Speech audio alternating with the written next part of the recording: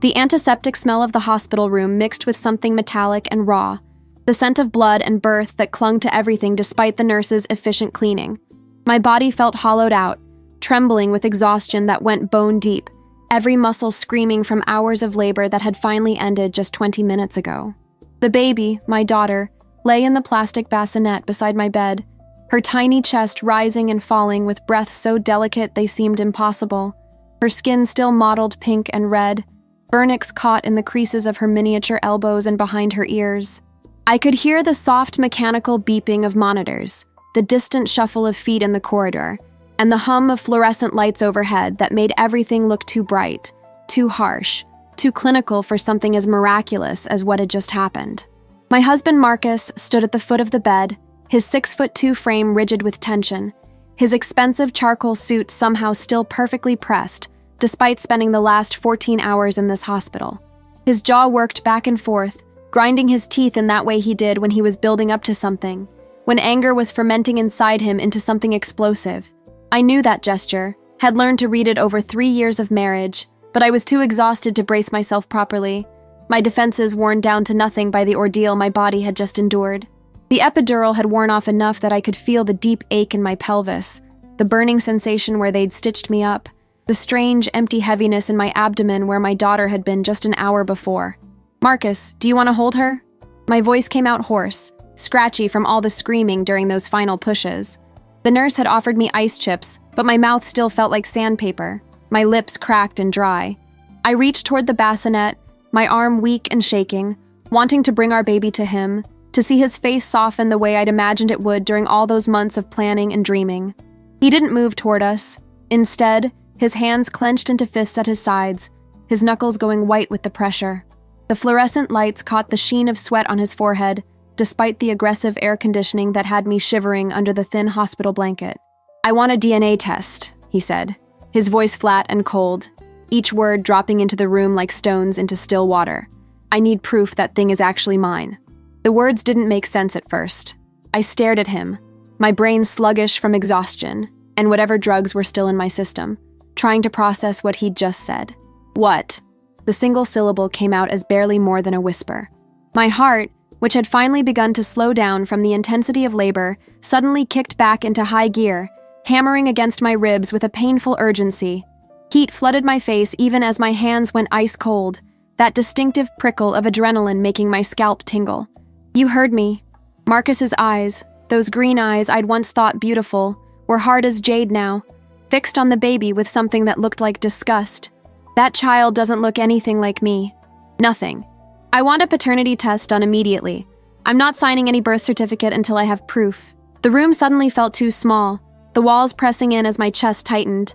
I struggled to sit up more, ignoring the lance of pain that shot through my core, the wet warmth that told me I was probably bleeding through the industrial-sized pad the nurses had positioned under me. "Marcus, what are you talking about?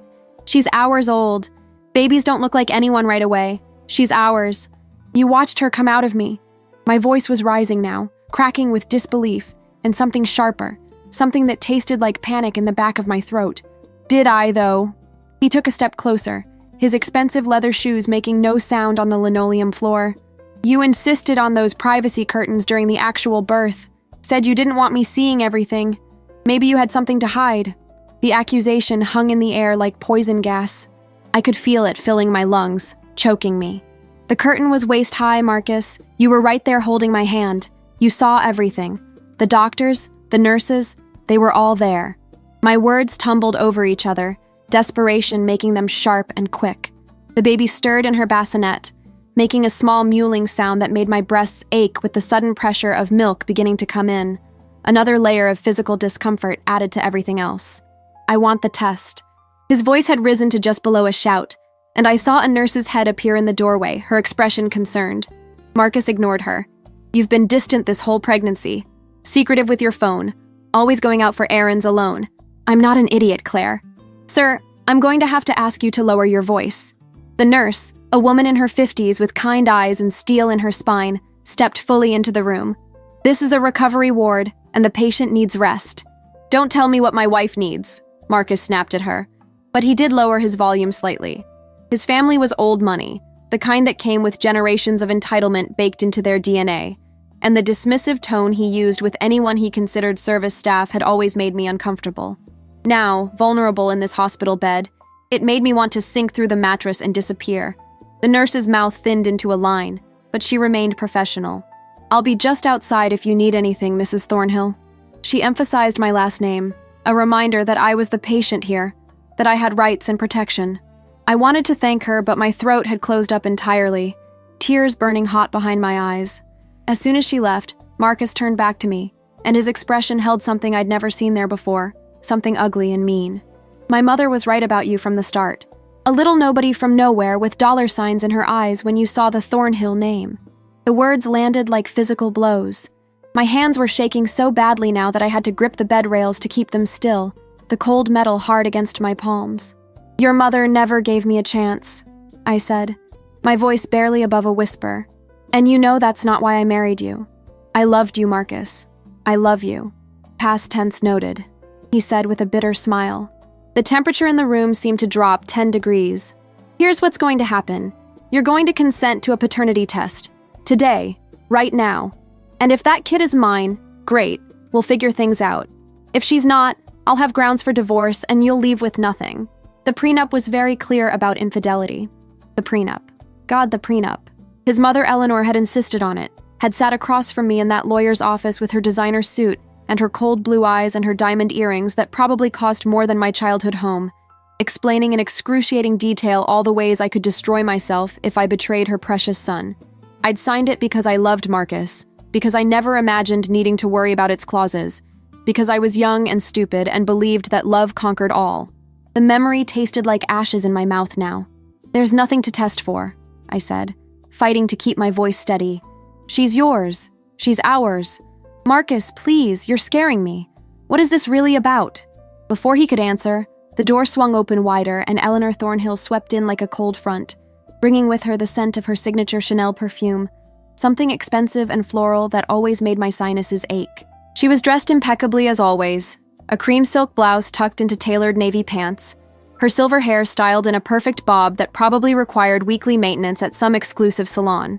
Behind her came Marcus's father, Robert, a broader, older version of his son, with the same square jaw but kinder eyes, wearing his usual business casual uniform of khakis and a polo shirt, his cheeks flushed as if he'd been hurrying. "Well?" Eleanor said, her voice dripping with satisfaction as she surveyed the scene, her gaze sliding over me in my hospital gown, sweaty and disheveled, before landing on the baby with unconcealed disdain. "I see Marcus has finally grown a spine. It's about time someone addressed the elephant in the room." My stomach dropped like a stone. "Eleanor, please, not now." "Oh, I think now is exactly the time, dear." She moved to stand beside Marcus, her hand landing on his arm in a gesture that was clearly possessive, clearly supportive of whatever nightmare he was putting me through. "Marcus confided in me weeks ago about his suspicions. The way you've been acting, all those mysterious appointments, the way you flinch when he touches you. Those were prenatal appointments." The words burst out of me, loud and desperate. "Regular checkups with my doctor. And I never flinched. Eleanor, why are you doing this?" She smiled, and it was the smile of a predator who had cornered its prey. The fluorescent lights made her teeth look too white, too sharp. "Because, sweet girl, I've been protecting this family's reputation for 35 years, and I'm not about to let some opportunistic little gold digger drag us through the mud with her bastard child." The cruelty of it, the casual viciousness, made me feel like I'd been slapped. My face burned hot and then went cold, that distinctive flush of humiliation spreading from my chest up my neck. Robert made a sound, something caught between a cough and a protest, but Eleanor shot him a look that silenced whatever he'd been about to say. He stood there looking uncomfortable, his hands shoved deep in his pockets, his face growing redder by the second. "Look at her," Eleanor continued, gesturing toward the bassinet where my daughter, my innocent, perfect daughter, was beginning to wake up, her tiny face scrunching in preparation for a cry. "Those features, that coloring, she doesn't look like a Thornhill at all." "She's been alive for less than an hour," I choked out, tears now streaming freely down my face, hot and shameful. "Babies change. She has Marcus's nose. Can't you see it?" "What I see," Eleanor said, leaning forward slightly, her perfume intensifying and making me feel nauseous, "is a woman who trapped my son with a pregnancy, who refused to let him be present at key moments, and who is now playing the victim when he very reasonably asks for verification of paternity. Marcus was nodding along with every word his mother said, his jaw set in that stubborn way that meant he'd made up his mind, that he'd let her poison him completely. I'd seen it happen before, on smaller issues, the way Eleanor could twist his thinking until he saw the world through her eyes, but never like this, never about something so fundamental and devastating. The baby started to cry in earnest now, that newborn wail that's designed by evolution to be impossible to ignore, and I tried to reach for her, but a wave of dizziness hit me hard, the room tilting sickeningly. "Please," I whispered, not even sure what I was begging for anymore. For someone to hand me my child? For Marcus to wake up from whatever spell his mother had cast? For this to be a nightmare I could escape from? Robert Thornhill finally moved, stepping around his wife and son to reach the bassinet. His hands were gentle as he scooped up the crying infant, his movements practiced from raising his own children. There, sweetheart," he murmured, and when he looked down at the baby, his face went absolutely white. Not pale, not just shocked, but drained of color as if someone had pulled a plug and let all the blood out. His mouth opened and closed without sound, and his eyes, wide with something that looked like horror or recognition or both, flicked up to meet mine for just a second before darting away.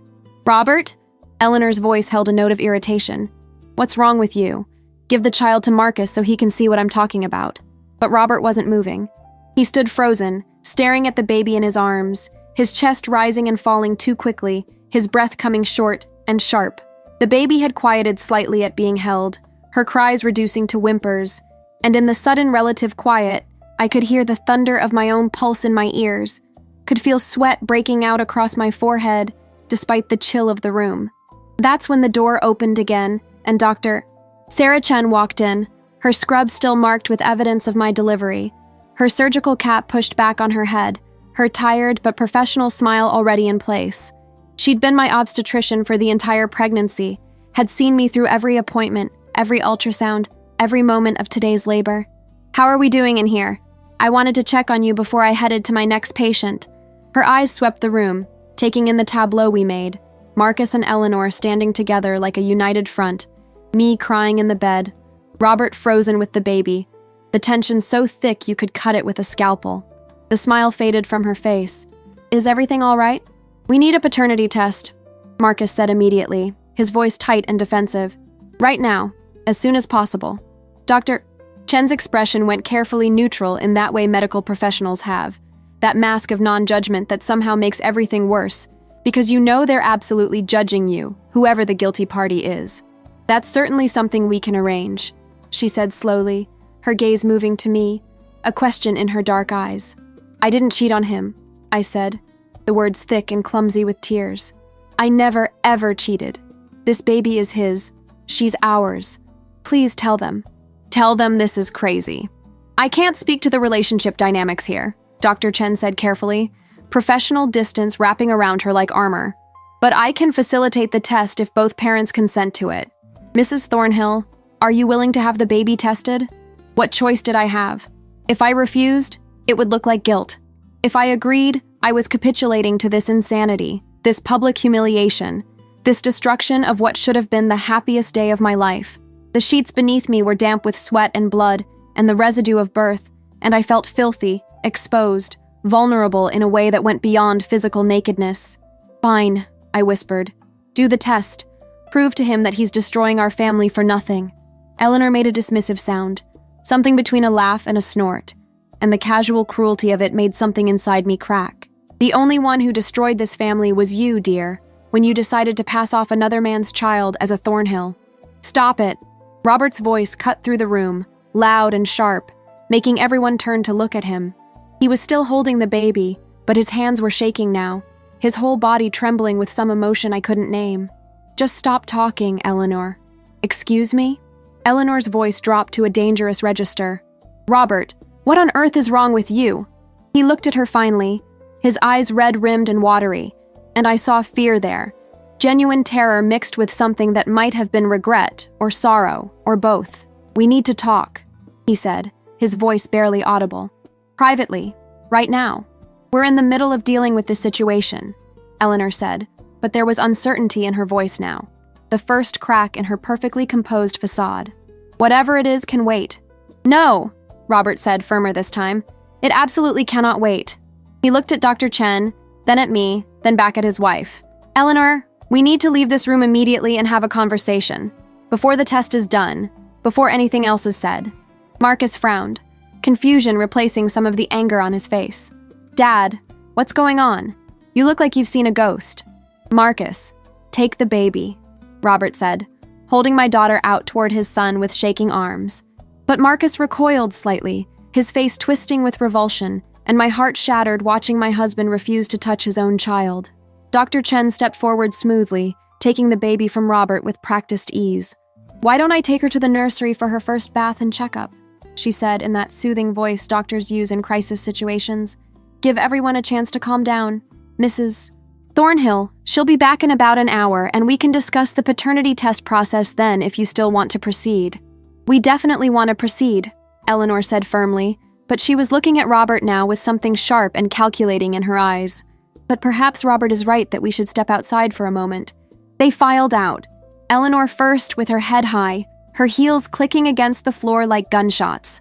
Marcus following with one last contemptuous look back at me, and finally Robert, who paused in the doorway and looked at me with an expression so complex and anguished that I couldn't begin to parse it.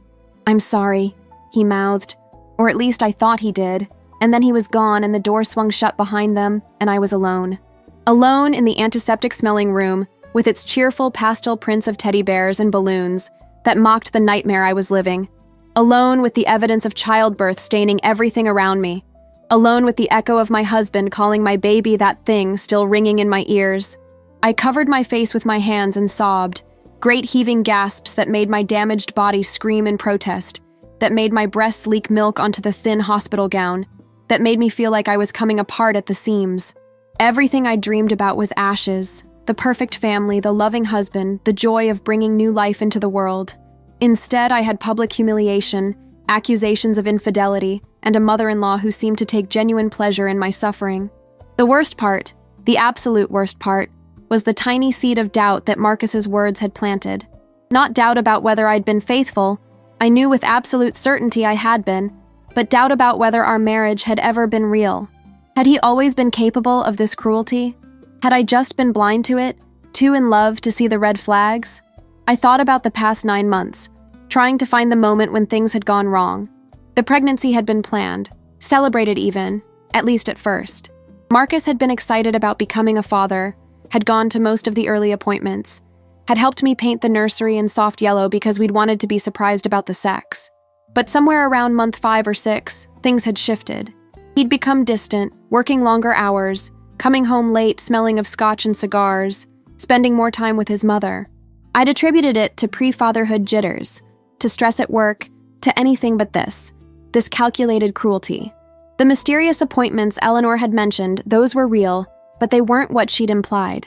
I'd been seeing a therapist, trying to deal with prenatal anxiety and the increasing tension in my marriage. The sessions were weekly, always on Thursday afternoons, and yes, I'd been secretive about them, because the Thornhill family viewed therapy as something shameful, something weak people did when they couldn't handle their problems like adults. Eleanor had made her opinions on mental health very clear at various family dinners, her disdain wrapped up in phrases like, "In my day, we just push through," and "Everyone's so delicate these days." My phone was on the bedside table, and I reached for it with a shaking hand, wiping my face roughly with the other. I needed to call someone, needed support. But who? My parents were dead, killed in a car accident when I was 22, 2 years before I met Marcus. I had friends, of course, but they'd all drifted away during my marriage, a slow erosion I'd barely noticed until it was complete. The Thornhills demanded so much time, so many family dinners and charity events and society functions, and gradually my old life had been replaced entirely by Marcus's world. There was Jenna, my college roommate, who'd been my maid of honor but who I'd barely spoken to in the last year beyond liking each other's Instagram posts. I pulled up her number, my thumb hovering over the call button, but what would I even say? "Hey, I know we haven't talked in forever, but my husband just accused me of cheating in front of his whole family and refuses to acknowledge our newborn baby." It sounded insane. It was insane. Before I could make a decision, there was a soft knock on the door and a different nurse poked her head in, younger than the previous one, with kind brown eyes and box braids pulled back in a ponytail. "Mrs. Thornhill? I'm Keisha. I'll be your nurse for the rest of the day shift. I heard there was some commotion in here. Are you okay? Do you need anything?" The question broke something open in me. "No," I said, my voice cracking. "I'm not okay at all." She stepped fully into the room, closing the door behind her with a soft click that somehow felt protective. "Do you want to talk about it?" And suddenly I did, desperately. The words poured out of me in a chaotic rush. The accusations, the DNA test demand, Eleanor's poison, Marcus's refusal to touch his own daughter. Keisha listened without interruption, her face growing more troubled with each detail, and when I finally ran out of words, she pulled up a chair and sat beside the bed, her hand covering mine where it gripped the railing. "That's abuse," she said simply. "What just happened to you in your most vulnerable moment, that's emotional abuse. You know that, right?" The word hit me like cold water. Abuse. I'd never thought of Marcus as abusive. Distant sometimes, yes. Influenced too much by his mother, absolutely. But abusive? He's just stressed, I heard myself say, the automatic defense rising even as part of me recognized the truth in her words. The baby wasn't planned exactly. I mean, we wanted kids eventually. But maybe it happened faster than he was ready for. Keisha's expression was patient, but firm. "Mrs. Thornhill, Claire. Can I call you Claire?" I nodded. "Claire, I've been a labor and delivery nurse for 8 years. I've seen a lot of different reactions from new fathers. Stress, fear, anxiety, even anger sometimes. But what I just heard about, publicly humiliating you, refusing to touch the baby, demanding a paternity test with no evidence of infidelity, all in front of his mother who's clearly poisoning him against you. That's not stress. That's cruelty with a purpose." Her words settled into my chest like stones, heavy and undeniable. What am I supposed to do? The question came out small and helpless, and I hated how weak I sounded, but I was too exhausted to pretend to be strong. Right now, you rest, you heal, you bond with your baby when she comes back from the nursery, and you think very carefully about whether the life you're going back to is the life you want for yourself and your daughter. She squeezed my hand. "Do you have family? Friends? Somewhere you could go if you needed to?" I shook my head. "No family. Friends maybe, but it's been so long. And anyway, I can't just leave. The prenup, it's ironclad. If I leave without cause, I get nothing. Not even a house or car. Nothing. And if Marcus proves I cheated, which I didn't. But what if somehow the test gets messed up or something? I don't know. I'm being paranoid. But Eleanor has so much money and influence, what if they find a way to make it look like I cheated?" "Tests don't get messed up, not like that," Keisha said firmly. "DNA doesn't lie. If that baby is his and you're certain she is, then the test will prove it and he'll have to eat his words." But would he? Or would he find some other way to torture me? Some other suspicion to hold over my head? I was beginning to realize I didn't know my husband at all. Didn't know what he was capable of. The man who'd proposed to me on a beach at sunset, who'd slow danced with me at our wedding while whispering how much he loved me, who'd held me through morning sickness and rubbed my swollen feet. Where had that man gone? Or had he ever existed at all? "There's something else," I said suddenly, remembering Robert's reaction. Marcus's father, when he held the baby, he looked terrified, like he'd seen something that scared him to death. And then he insisted on talking to Eleanor privately before the test. Keisha's eyebrows rose. "That's interesting. What do you think he saw?" "I don't know. But the memory of his face, drained of all color, his hands shaking, the way he'd looked at me with something like apology or guilt, it nagged at me. He's always been kinder than the rest of them, more human. He actually talks to waitstaff at restaurants, says thank you to valet attendants, remembers people's names. Eleanor treats everyone like furniture. Marcus is somewhere in between, depending on whether his mother's around. Maybe he's the one with a conscience," Keisha suggested. "Maybe he realizes how wrong this is, and he's trying to talk sense into them. Maybe. Or maybe it was something else entirely, something I couldn't see yet. The pieces weren't fitting together properly, and my brain was too foggy with exhaustion and emotional trauma to make sense of it all. Every muscle in my body ached, a deep bone weariness that made even breathing feel like work.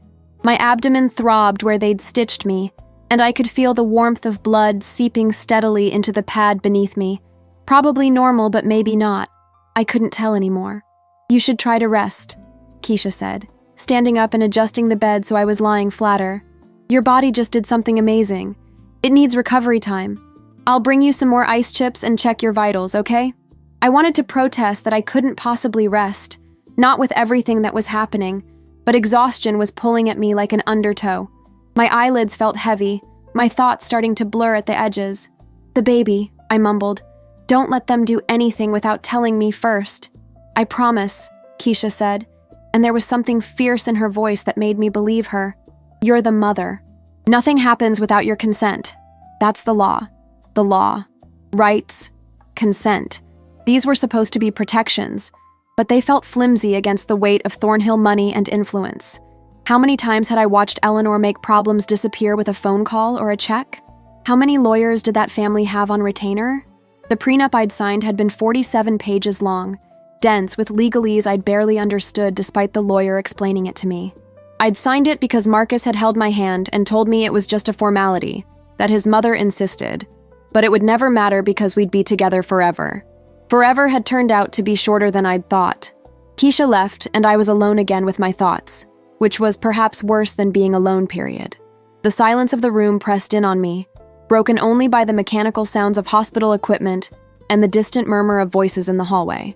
I thought about my daughter, my tiny, perfect daughter who I'd barely gotten to hold, who was being bathed and measured and evaluated while her own father refused to acknowledge her existence. What would her life be like if Marcus never accepted her? Would she grow up feeling that rejection, internalizing it, believing herself unworthy of love? The thought made my chest constrict with protective rage. Whatever happened between Marcus and me, whatever ugliness our marriage devolved into, I would not let my daughter suffer for it. She was innocent, blameless, and she deserved better than a father who looked at her with disgust, better than a grandmother who called her a bastard, better than all of this poisonous dysfunction. I must have dozed off because suddenly Dr. Chen was back, and the light outside the window had changed, going from the bright glare of midday to the softer gold of late afternoon. She was alone this time, her scrubs changed to fresh ones, her expression professionally concerned. "How are you feeling, Claire?" She checked the monitors, made notes on her tablet, her movements efficient but not unkind. "Like my life is falling apart." The answer came out more honest than I'd intended, but I was too tired to maintain any kind of facade. She nodded as if this was an expected response. "I've spoken with your husband and his parents. They're insisting on the paternity test, which, as I explained, we can facilitate. It's a simple cheek swab for you and the baby, then we send it to the lab. Results typically take 3 to 5 business days, though we can expedite it for an additional fee, which your husband has already agreed to pay. Expedited results in 48 hours. 48 hours of this limbo. 48 hours of being in this room, recovering from childbirth while my marriage imploded around me. And if I refuse, then we don't do it," Dr. Chen said simply. "You're the mother. The baby is a minor. Legally, the decision is yours unless a court orders otherwise, which would require your husband to take legal action. And that would take weeks or months, not days. But if I refuse, he'll think it's because I have something to hide. Probably yes." She pulled up a stool and sat down, looking at me directly. "Claire, I need to be clear about something. What happened in this room earlier was not normal. It's not acceptable. And I'm concerned about your safety and well-being, and your daughter's, if you go home to that environment." There it was again, that word. Abuse, safety. As if I were in danger. As if Marcus might hurt me physically when he'd never laid a hand on me in anger. But there are other ways to hurt someone, aren't there? Ways that don't leave visible bruises but that damage you just as thoroughly. "He's never hit me," I said, needing to clarify this, to draw some kind of line in the sand.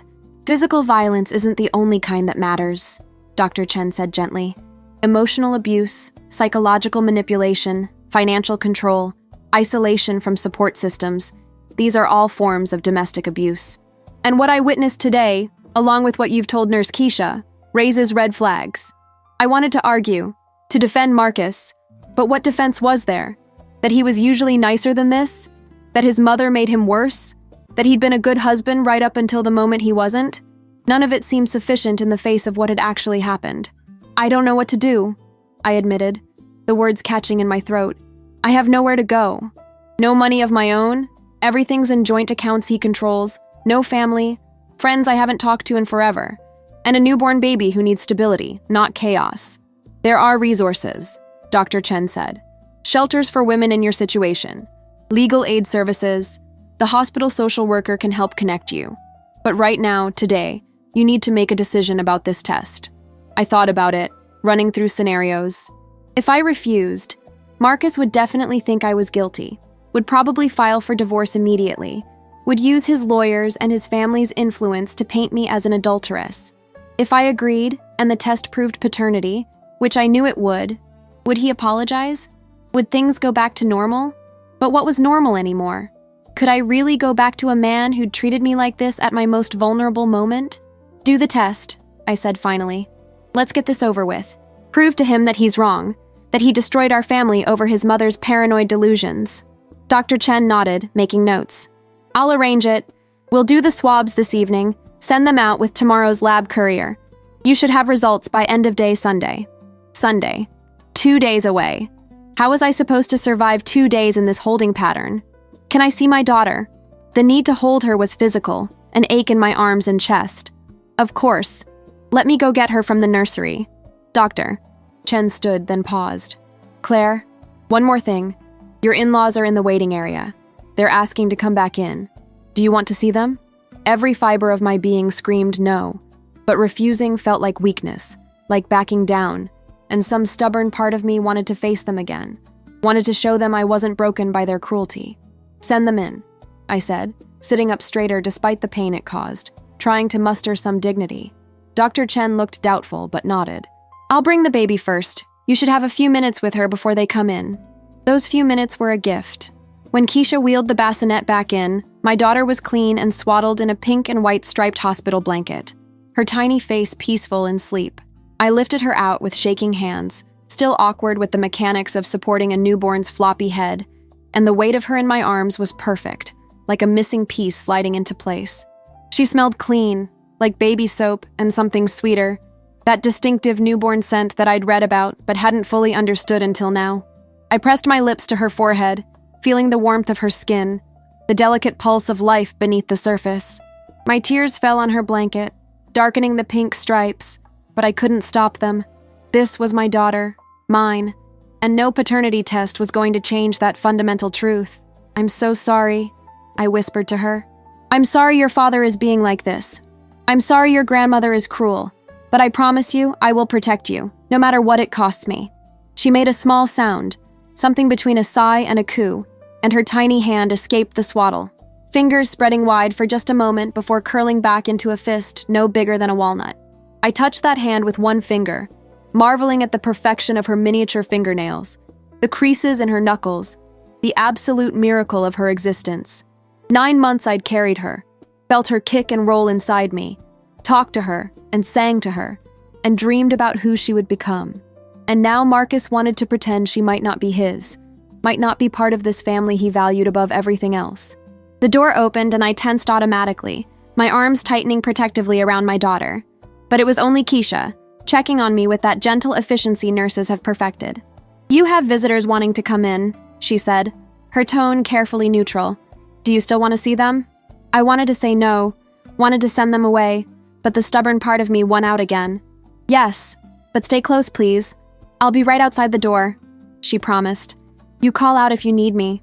They filed in like an execution party. Eleanor first, her cream silk blouse still immaculate, not a hair out of place, her expression carved from ice. Marcus followed, his hands in his pockets, his jaw still set in that stubborn line. But something about his eyes had changed.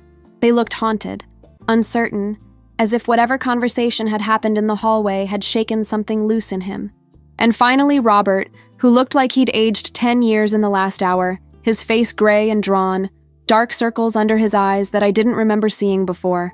The silence stretched out, broken only by the soft sounds of the baby breathing and the mechanical beep of my heart monitor.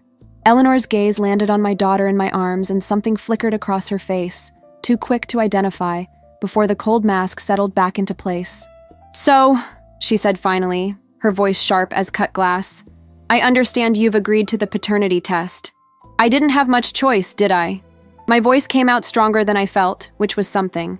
Since you've convinced your son that I'm a cheater and my baby is a bastard. Don't be dramatic, dear. Eleanor moved closer, her heels clicking against the floor in that distinctive rhythm that I'd learned to associate with her presence. We're simply asking for verification. Any reasonable person would understand. Any reasonable person would believe their wife when she says she's been faithful. I looked at Marcus as I said it, but he wouldn't meet my eyes, just stared at a point somewhere over my left shoulder. Any reasonable person would want to hold their newborn child instead of calling her that thing. Marcus flinched at that, just slightly, but Eleanor's expression didn't change. Marcus has every right to protect himself from potential fraud. The Thornhill name and fortune make us targets for all sorts of opportunistic behavior. I didn't even know who the Thornhills were when I met Marcus. The words tasted bitter. Another iteration of an argument I'd had with Eleanor 100 times before. Always losing, always being made to feel like the villain in her narrative. We met at a coffee shop. He spilled latte on my laptop. It was completely random. Was it, though? Eleanor raised one perfectly shaped eyebrow. You're telling me you'd never heard of Thornhill Properties? Never knew we owned half the commercial real estate in the city? I was a graduate student studying social work, Eleanor. I wasn't exactly up on real estate moguls. But even as I said it, I could hear how defensive I sounded, how the truth had somehow been twisted into looking suspicious just by the force of her insinuations. Robert cleared his throat, the sound loud in the quiet room. Eleanor, perhaps we should… Robert, please. She didn't even look at him, just held up one manicured hand in a silencing gesture. Claire, the test will be performed tomorrow morning. Results in 48 hours. Until then, I think it's best if Marcus stays at our house rather than here at the hospital. The implication was clear.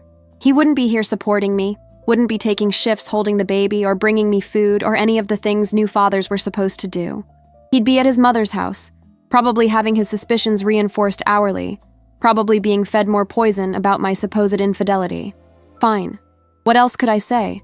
I couldn't force him to stay, couldn't make him want to be here. Go to your mother's house. Hide from your responsibilities. But that baby in 2 days when the test comes back is still going to be yours, and you'll have to live with the fact that you abandoned us at the most vulnerable moment of our lives. Something flashed in Marcus's eyes then.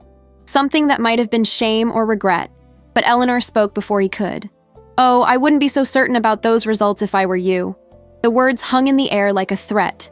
My blood went cold despite the warmth of the baby in my arms. What's that supposed to mean? Eleanor smiled, and it was the smile of someone who held all the cards and knew it.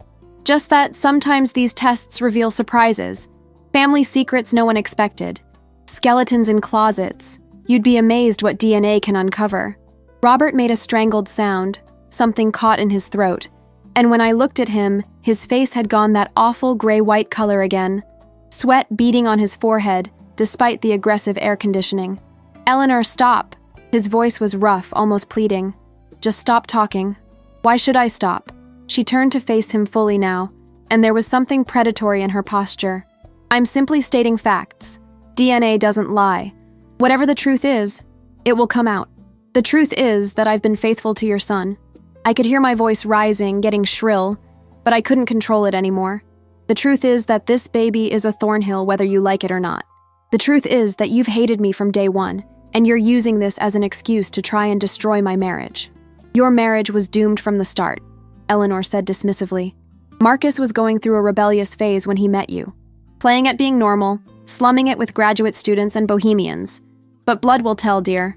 He's a Thornhill, and Thornhills marry within their social class. The casual cruelty of it, the reduction of 3 years of my life to a rebellious phase, made me feel like I'd been punched in the stomach. I looked at Marcus, waiting for him to defend me, to tell his mother she was wrong, but he just stood there with his hands in his pockets, silent and complicit in her attack. Marcus? I said his name softly, a question and a plea wrapped into one syllable. Is that how you see me? As slumming? He finally met my eyes, and what I saw there was worse than anger would have been. It was uncertainty, confusion, as if he genuinely didn't know anymore what he thought or felt about me. I don't know what to think, Claire. You have to admit the whole thing looks suspicious. What looks suspicious? My voice cracked with frustration and exhaustion. What specifically about our marriage, or my pregnancy, or this birth looks suspicious to you? The way you've been acting, he said, and I could hear his mother's words being regurgitated, her poison taking root. Secretive, distant, always on your phone. Those Thursday appointments you wouldn't tell me about. I was seeing a therapist. The words burst out of me, loud enough that the baby startled in my arms, her face scrunching up in preparation for a cry. I lowered my voice, rocking her gently, trying to soothe her even as my own composure crumbled. I was seeing a therapist because your mother makes me miserable, because our marriage has been strained ever since she started pressuring us to have a baby, because I was anxious about becoming a mother and terrified that I wouldn't be good enough for your family's standards. That's what the Thursday appointments were. Silence fell like a guillotine blade. Marcus stared at me, his mouth slightly open, processing this information. Eleanor's expression had frozen into something unreadable. Robert looked like he wanted to disappear into the floor. You were in therapy and you didn't tell me? Marcus's voice held hurt now, genuine emotion breaking through the cold mask he'd been wearing. I couldn't tell you. Tears were streaming down my face again, hot and shameful. Every time I've mentioned anything related to mental health, your mother makes those comments about weakness and playing the victim. You never defend me, Marcus. You never stand up to her. So yes, I kept it secret because I knew how it would be perceived, how she would use it against me. See? Eleanor's voice cut through the moment like a knife. More secrets, more lies. This just proves what I've been saying all along. You can't trust her, Marcus. She's been deceiving you for months. Going to therapy isn't deception. Robert's voice surprised everyone. He stepped forward, positioning himself between Eleanor and my bed, his broad shoulders blocking her from my view. Eleanor, I really think we need to leave now. The three of us need to have a conversation, privately, before anyone says anything else they'll regret. I don't regret anything I've said. Eleanor tried to step around him, but he moved to block her again, something I'd never seen him do before. He was usually so passive, so willing to let her take the lead, but right now there was steel in his spine. Robert, move. No. Just that one word, firm and final. We're leaving. Now. Marcus, come with us. Marcus looked torn, his gaze moving between me and his parents, uncertainty written all over his face. For just a moment I thought he might stay, might choose his wife and newborn daughter over his mother's manipulation. But then Eleanor's hand landed on his arm, her perfectly manicured nails digging in slightly, a gesture that looked supportive but was really possession, and I saw him fold. Fine, he said, and the defeat in his voice would have been satisfying if it didn't mean I was being abandoned. We'll talk in the morning, Claire, after the test is done. They left in a rush, Eleanor looking furious, Robert looking sick with worry, Marcus looking lost and confused. The door swung shut behind them, and the silence that filled the room was somehow worse than their presence had been. I sat there holding my daughter, my body aching in a dozen different places, my heart feeling like it had been put through a meat grinder, and tried to figure out how my life had become this nightmare.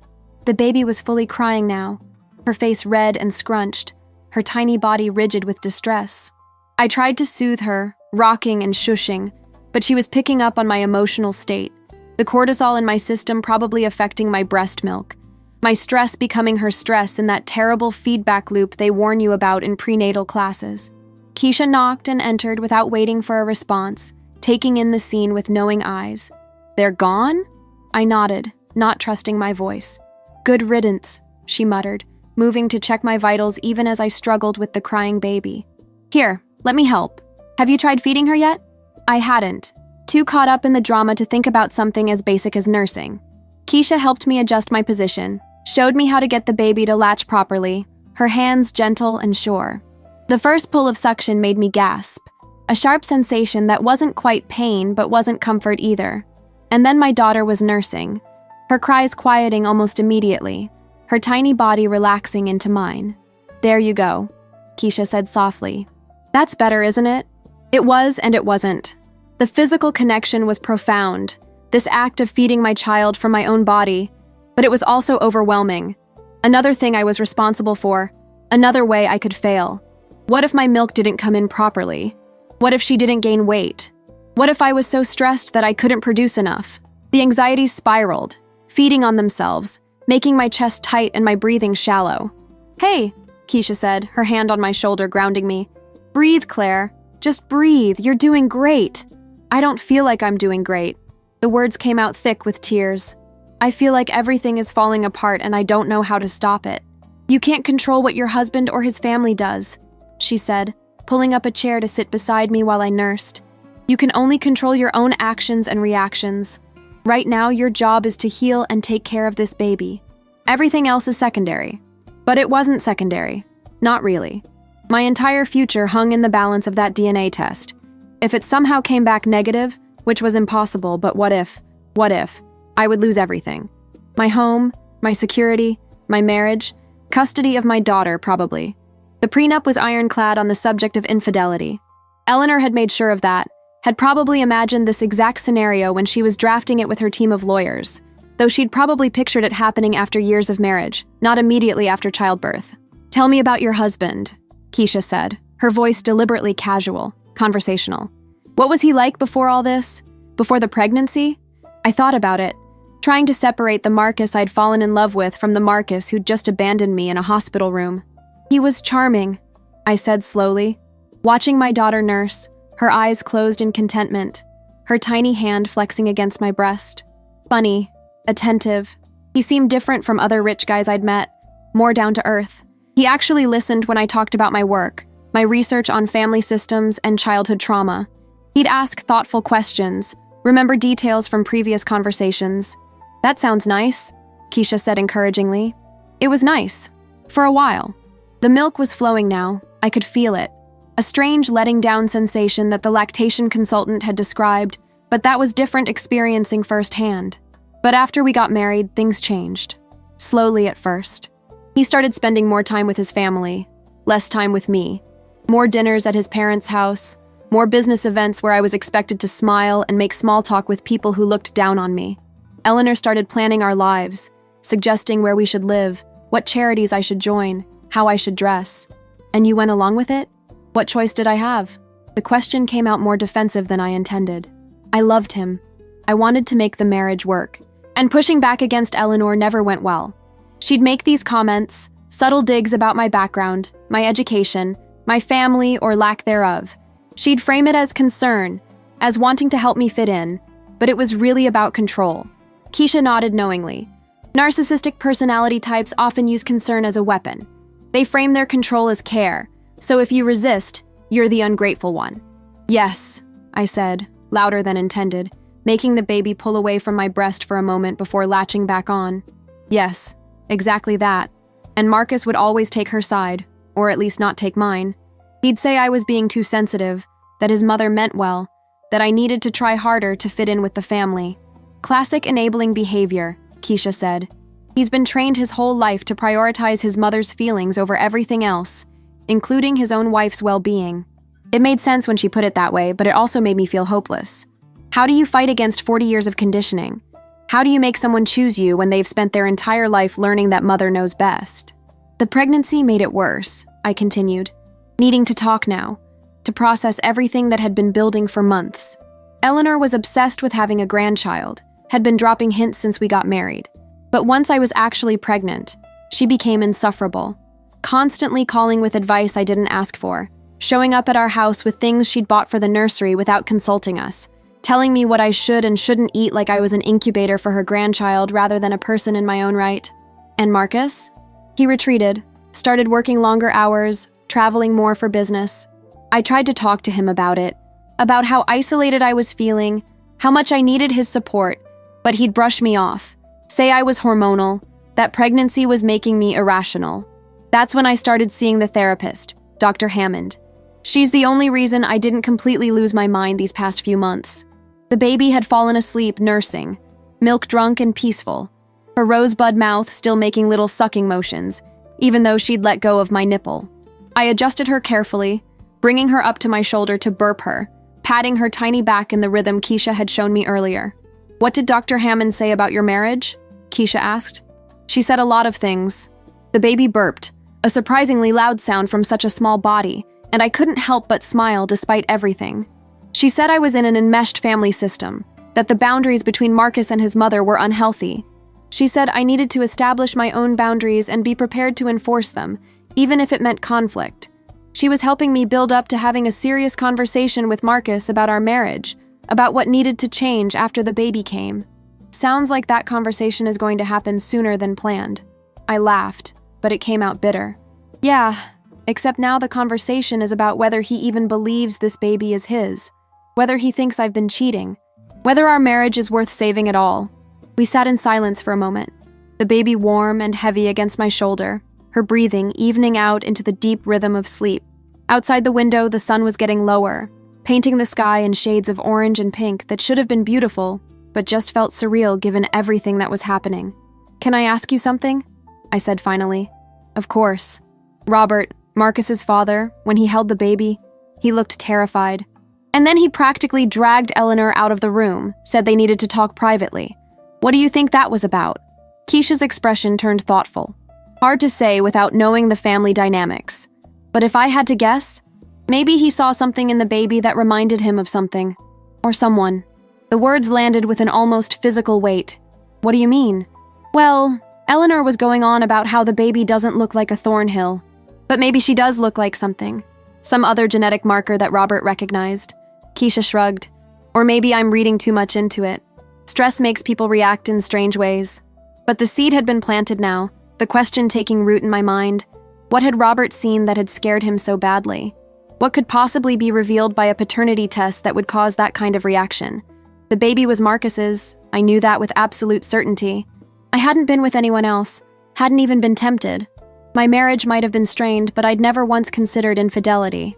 Unless... The thought was so absurd I almost dismissed it immediately.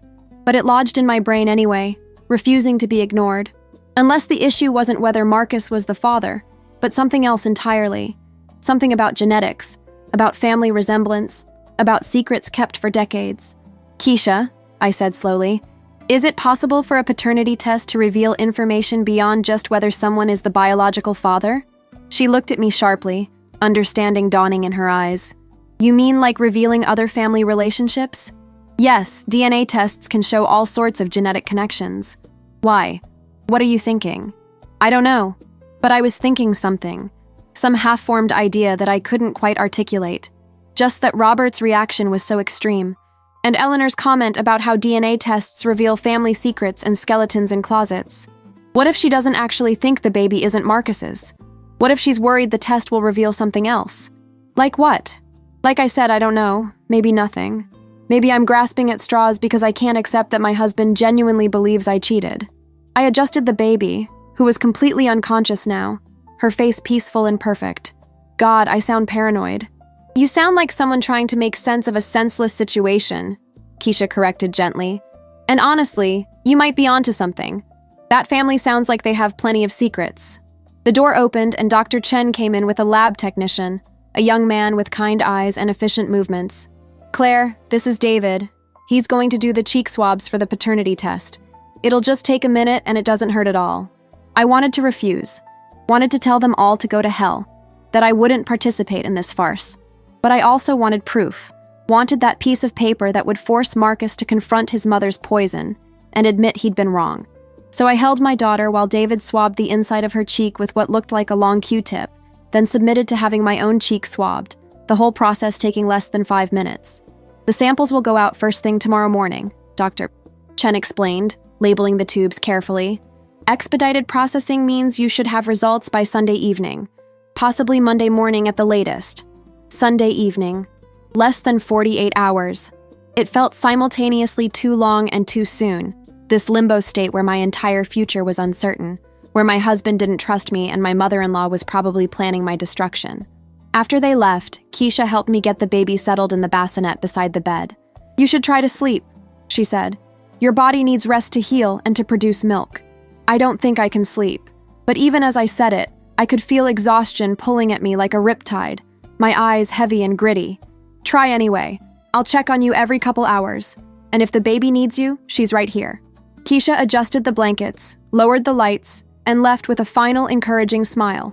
Alone in the semi-darkness, I stared at the ceiling and tried to process everything that had happened in the last 6 hours.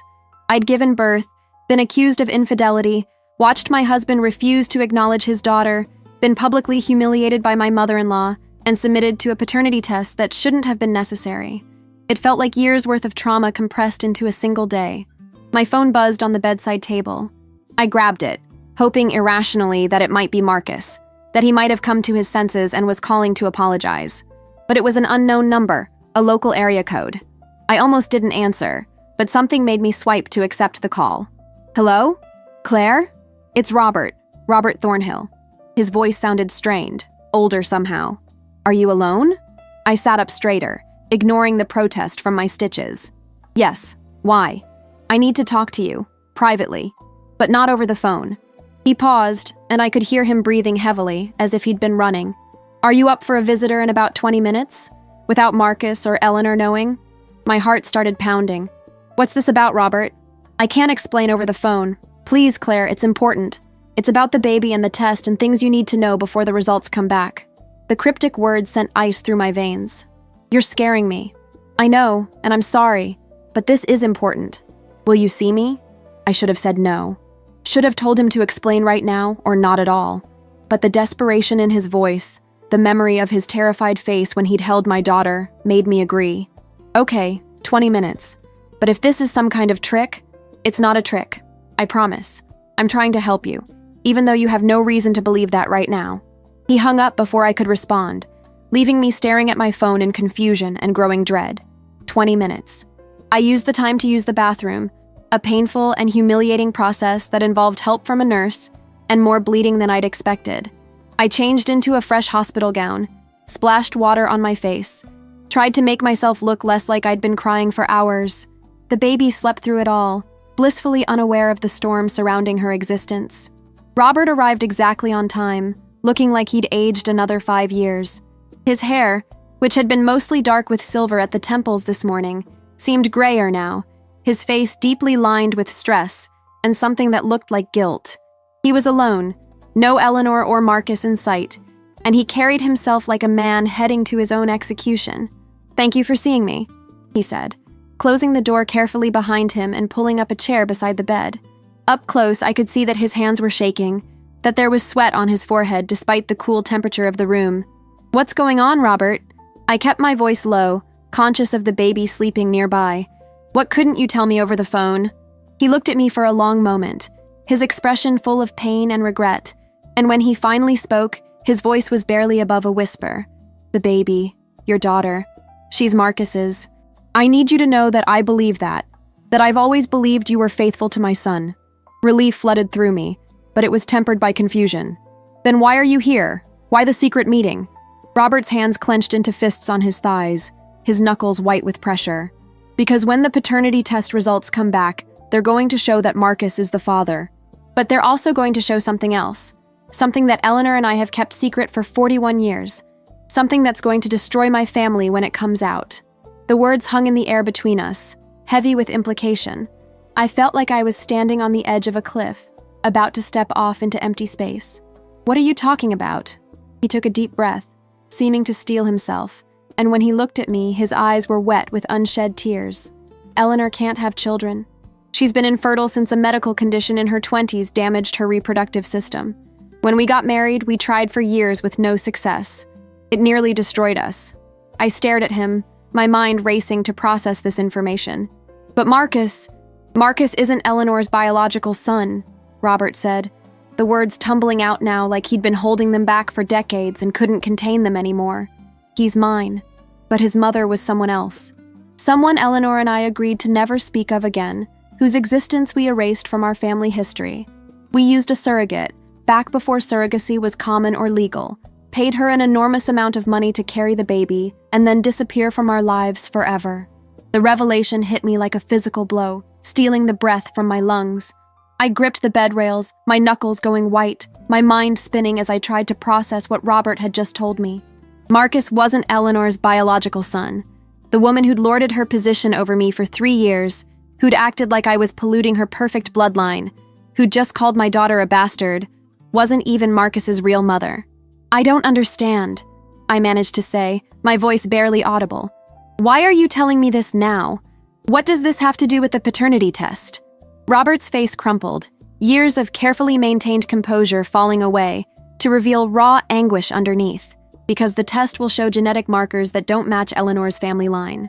It will show that Marcus's mother isn't who everyone thinks she is, and when Eleanor realizes what's about to come out, she's going to do everything in her considerable power to destroy the test results, to discredit you, to make this all go away. The pieces were clicking into place now, a horrible puzzle forming in my mind. That's why she was so eager for the test at first. She wanted proof I'd cheated so she could get rid of me. But then you held the baby and saw something that made you realize what would happen. "Your daughter," Robert said, his voice breaking, "looks exactly like Marcus's biological mother. The same eyes, the same shape of the face, Even the way her hair grows at the temples. It's genetic memory manifesting across generations. I saw it the moment I looked at her properly, and I knew that any DNA test would raise questions, would potentially lead back to the truth we've spent 40 years burying. I looked over at my sleeping daughter, trying to see what Robert had seen, trying to imagine what this mysterious woman must have looked like. What was her name? Marcus's biological mother? Sarah. Robert said the name like a prayer, like something sacred and forbidden. Sarah Mitchell. She was 23 years old, a graduate student in biology at the university where I taught. Beautiful, brilliant, full of life and dreams. When Eleanor and I approached her about being a surrogate, we framed it as a purely medical transaction. We'd provide the egg from an anonymous donor, I'd provide the sperm, and she'd carry the baby for us. We offered her $50,000, which was an enormous sum in 1984. But that's not what happened, I said, reading the guilt written all over his face. No. He put his head in his hands, his shoulders shaking. No, that's not what happened. Eleanor couldn't produce viable eggs. Her condition had destroyed her ovaries. We tried for years with various fertility treatments, spent a fortune on specialists, but it was hopeless. So when we found Sarah, we asked her to use her own eggs, to actually be the biological mother of our child, not just the carrier. The implications of this were staggering. Marcus doesn't know any of this. He has no idea Eleanor isn't his biological mother. No one knows except Eleanor and me. And now you. Robert looked up, his eyes red and haunted. We told everyone Eleanor had a difficult pregnancy and had to be on bed rest for months, that she didn't want visitors. We rented a house in Vermont under a different name, took Sarah there for the last trimester. When Marcus was born, we put Eleanor's name on the birth certificate. Sarah signed away all parental rights as part of our agreement. She took the money and disappeared. We made her promise to never contact us again, never try to find Marcus, to act as if the pregnancy had never happened. My God, I whispered. The cruelty of it, the cold transaction, making a woman grow a baby inside her for 9 months, and then forcing her to give up all claim to that child. Did she want to give him up? Robert's silence was answer enough. After a long moment, he said, she cried through the entire signing ceremony. She'd bonded with him during the pregnancy, wanted to keep him. But we had lawyers and money and a contract that was ironclad. We told her if she ever tried to contact Marcus, we'd destroy her life, her career, everything. Eleanor was merciless about it. She saw Sarah as a threat, as competition for Marcus's affection, even though he was an infant who'd never know Sarah existed. The baby stirred in her bassinet, making a small sound, and I reached over to rock her gently, my maternal instincts kicking in automatically even as my mind reeled from Robert's confession. What happened to Sarah? Where is she now? I don't know. Robert's voice was hollow. We lost track of her after the first few years. She finished her PhD, moved away. Eleanor hired private investigators periodically to make sure she wasn't trying to make contact. But eventually, the reports just stopped. Maybe she got married and changed her name. Maybe she left the country. Maybe she died. I don't know. And Eleanor didn't want to know. But you wanted to know, I said, watching his face carefully. You've thought about her. All these years, you've wondered what happened to the woman who gave you your son. Every day. The admission seemed to cost him something. Every single day I've thought about her. Wondered if she ever had other children. If she ever got over giving Marcus up. If she hates me as much as I hate myself for what we did to her. I've done a lot of morally questionable things in my life, Claire, but that was the worst. We treated her like an incubator, like her feelings and her pain didn't matter as long as we got what we wanted. The raw honesty of it was almost too much to bear. I'd never heard Robert speak like this, had never seen past the genial, slightly passive facade he presented to the world. This man before me now was broken, eaten up by decades of guilt, and I didn't know what to say to him. Why tell me this now? I asked finally. Why not just let the test happen? Let the truth come out? Because Eleanor will fight it. Robert leaned forward, intensity replacing some of the guilt in his expression. She'll claim the lab made an error. She'll demand retesting at different facilities. She'll tie this up in legal knots for months or years. And while she's doing that, she'll make your life a living hell. She'll use every resource at her disposal to destroy your credibility, to make you look unstable or vindictive, to turn Marcus against you so completely that you'll lose custody of your daughter. The threat wasn't idle. I'd seen Eleanor operate, had watched her dismantle people who got in her way. She did it with a smile and a phone call to the right person, casual cruelty wrapped in expensive perfume and designer clothing. What am I supposed to do? I can't stop the test now. It's already been sent to the lab. No, but you can be prepared for what's coming. Robert reached into his pocket and pulled out a flash drive, small and silver, holding it out to me. This contains copies of all the documents from the surrogacy arrangement. The contract with Sarah, the medical records, the birth certificate paperwork showing how we falsified Eleanor's name, everything. I've kept it hidden for years. Insurance against Eleanor ever trying to completely rewrite history. I stared at the flash drive like it was a live grenade. Why are you giving this to me? Because you're going to need leverage. Robert's hand was steady now, his voice firm with decision. When the test results come back and Eleanor starts her campaign against you, you're going to need something to fight back with. This information, if it came out publicly, would destroy her reputation, would raise questions about the Thornhill family legitimacy that could impact the business, the social standing, everything she spent 40 years building. You want me to blackmail your wife? The words tasted bitter but accurate. I want you to protect yourself and your daughter. Robert pressed the flash drive into my palm, closing my fingers around it. Eleanor has no legal leg to stand on when it comes to Marcus's paternity, but she'll make your life miserable trying to prove otherwise. This way, you can negotiate from a position of strength. Tell her you know the truth, that you have proof, and that if she doesn't back off and accept her granddaughter, you'll release the information. The weight of the flash drive in my hand felt enormous, like it contained not just data, but the potential destruction of an entire family. What about Marcus? He deserves to know the truth about his mother, about Sarah.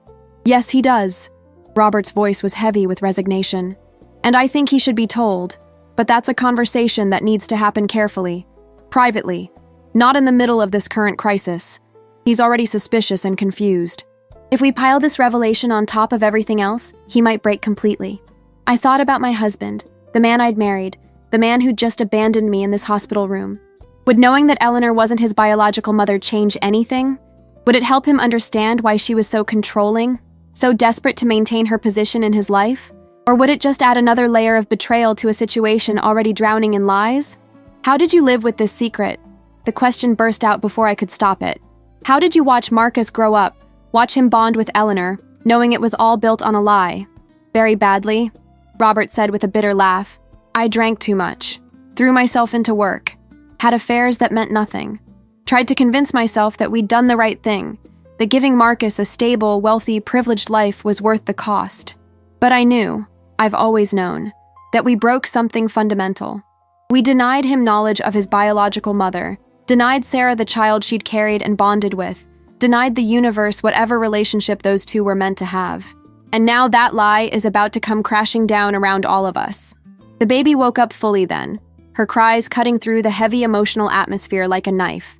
I scooped her up automatically, my body moving on instinct even as my mind struggled to process everything Robert had told me.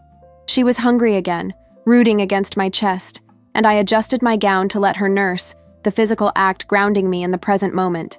She's beautiful, Robert said softly, watching us. And she's absolutely a Thornhill, no matter what Eleanor says or what fears are driving Marcus's behavior. I saw it the moment I looked at her properly. She has his nose, his chin, the same stubborn set to her mouth. But she also has Sarah's eyes, and that's what terrified me. Because I knew if I saw it, eventually others would too. Genetic lottery, I murmured, stroking my daughter's soft cheek as she nursed. She got pieces from all of us. From me, from Marcus, and apparently from a grandmother she'll never know. Maybe she will know her. Robert's voice held a strange note of hope. Maybe this is the universe's way of forcing us to confront what we did, to make it right somehow.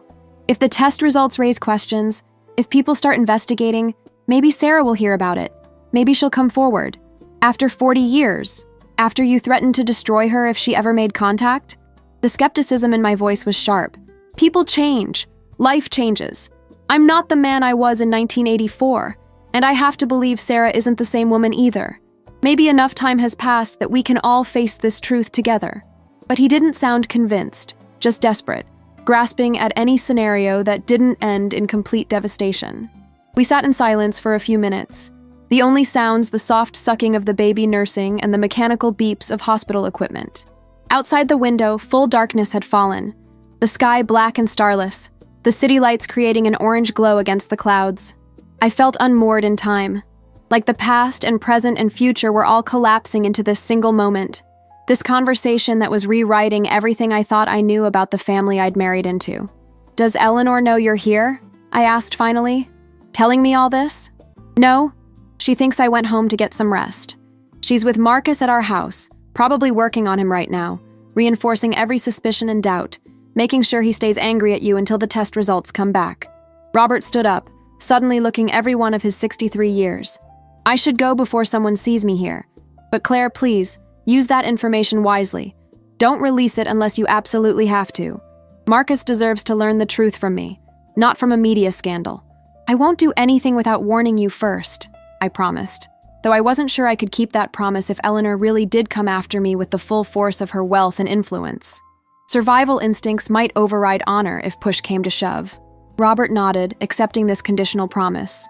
He moved toward the door, then paused and turned back. "For what it's worth, I think you're exactly the kind of woman Marcus should have married. Strong, intelligent, genuinely kind. Eleanor saw you as a threat from day one because you're not the shallow society wife she could control and mold. You challenged their family dynamics just by existing and loving her son authentically." "Lot of good that did me," I said. But there was no heat in the words, just exhaustion. "The story isn't over yet." Robert opened the door, checking the hallway before stepping through. "The test results will vindicate you. And what happens after that? Well, that depends on a lot of factors, most of which are out of any of our control now. But you're not alone in this, Claire. Remember that." Then he was gone, leaving me alone with my nursing daughter and a flash drive full of explosive secrets that could tear apart the Thornhill family forever. I looked down at my baby girl, her eyes closed in contentment, milk-drunk and peaceful, and wondered what kind of world I'd brought her into. A world where her father didn't believe in her existence, where her grandmother wasn't really her biological grandmother, where lies upon lies had created a foundation so fragile that one DNA test might bring the whole structure crashing down. "I'm sorry," I whispered to her. "I'm so sorry you're being born into this mess, but I promise you, no matter what happens, I will always tell you the truth. No secrets, no lies, no pretending that our family is something it's not. You deserve better than what these people have built." She didn't respond, of course, just kept nursing with that single-minded determination newborns have, and I let myself get lost in the simple physicality of feeding my child. The flash drive sat on the bedside table, innocuous-looking but containing enough explosive information to rewrite the Thornhill family story. I didn't know yet if I'd use it. Didn't know if I had the strength or cruelty to weaponize Robert's confession. But I was glad to have it. Glad to have something to fight back with if Eleanor really did try to destroy me. Keisha knocked and entered, her expression brightening when she saw us. "Look at you two, getting the hang of nursing. How's she doing?" "Good, I think. She seems content." I adjusted my position slightly, wincing as the movement pulled at my stitches. "Keisha, can I ask you something?" "Always." "Anna, have you ever been in a situation where you knew doing the right thing would cause a lot of pain to people you care about, but not doing it would mean living with a lie forever?" The question was vague enough not to reveal anything specific, but clear enough that Keisha could understand what I was asking. She sat down in the chair Robert had vacated, her expression thoughtful. "Many times. Working in a hospital, you see a lot of family secrets come out. Medical histories that reveal affairs, genetic testing that disproves parentage, conditions that expose abuse or neglect. And every time there's that question, do we tell the truth even if it hurts, or do we maintain the lie to keep the peace? What do you usually do?" "I usually tell the truth, but gently, with as much support as possible for everyone involved. Because lies have a way of festering and growing and causing more damage over time than the truth ever could. The initial pain of revelation is sharp but brief. The long-term pain of deception is duller but never-ending." She looked at me carefully. "Did Robert tell you something?" I hesitated, then decided I could trust her. She'd been nothing but kind and supportive, and I needed someone to talk to, someone who wasn't emotionally invested in the Thornhill family drama. He told me that Eleanor isn't Marcus's biological mother, that they used a surrogate who provided the egg and carried the baby, then forced her to give up all parental rights and disappear. Marcus doesn't know. No one knows except Eleanor and Robert, and now me. Keisha's eyes widened. "Wow, that's a big secret. And it gets worse. The paternity test is going to show genetic markers that don't match Eleanor's family line because obviously they wouldn't. She's not the biological mother. Robert thinks Eleanor will realize this and try to discredit the test results or me or both to keep the secret from coming out." "But you have proof now," Keisha said. understanding immediately. Robert gave you evidence? I gestured to the flash drive on the bedside table. Everything. The surrogacy contract, the falsified birth certificate documents, all of it. He wants me to use it as leverage if Eleanor comes after me. Are you going to? The question hung between us, heavy with implications. Was I going to blackmail my mother-in-law to protect myself? Was I going to blow up my husband's understanding of his own identity to save my marriage? Was I going to keep the secret and hope everything worked out despite the ticking time bomb of DNA evidence? I don't know, I admitted. Part of me thinks Marcus has a right to know the truth about where he comes from, who his biological mother was, but another part of me thinks that's not my secret to tell, that Robert should be the one to have that conversation with his son. And a third part of me just wants to use whatever weapons I have to protect my daughter from these people. All of those feelings are valid, Keisha said gently. And you don't have to decide right now. You're less than 12 hours postpartum, you're traumatized from your husband's betrayal, you're exhausted and hormonal and healing. This is not the time to make major decisions about revealing life-changing secrets. She was right, of course. But the clock was ticking. Less than 48 hours until the test results came back. Less than 48 hours until Eleanor realized what the genetic markers would show.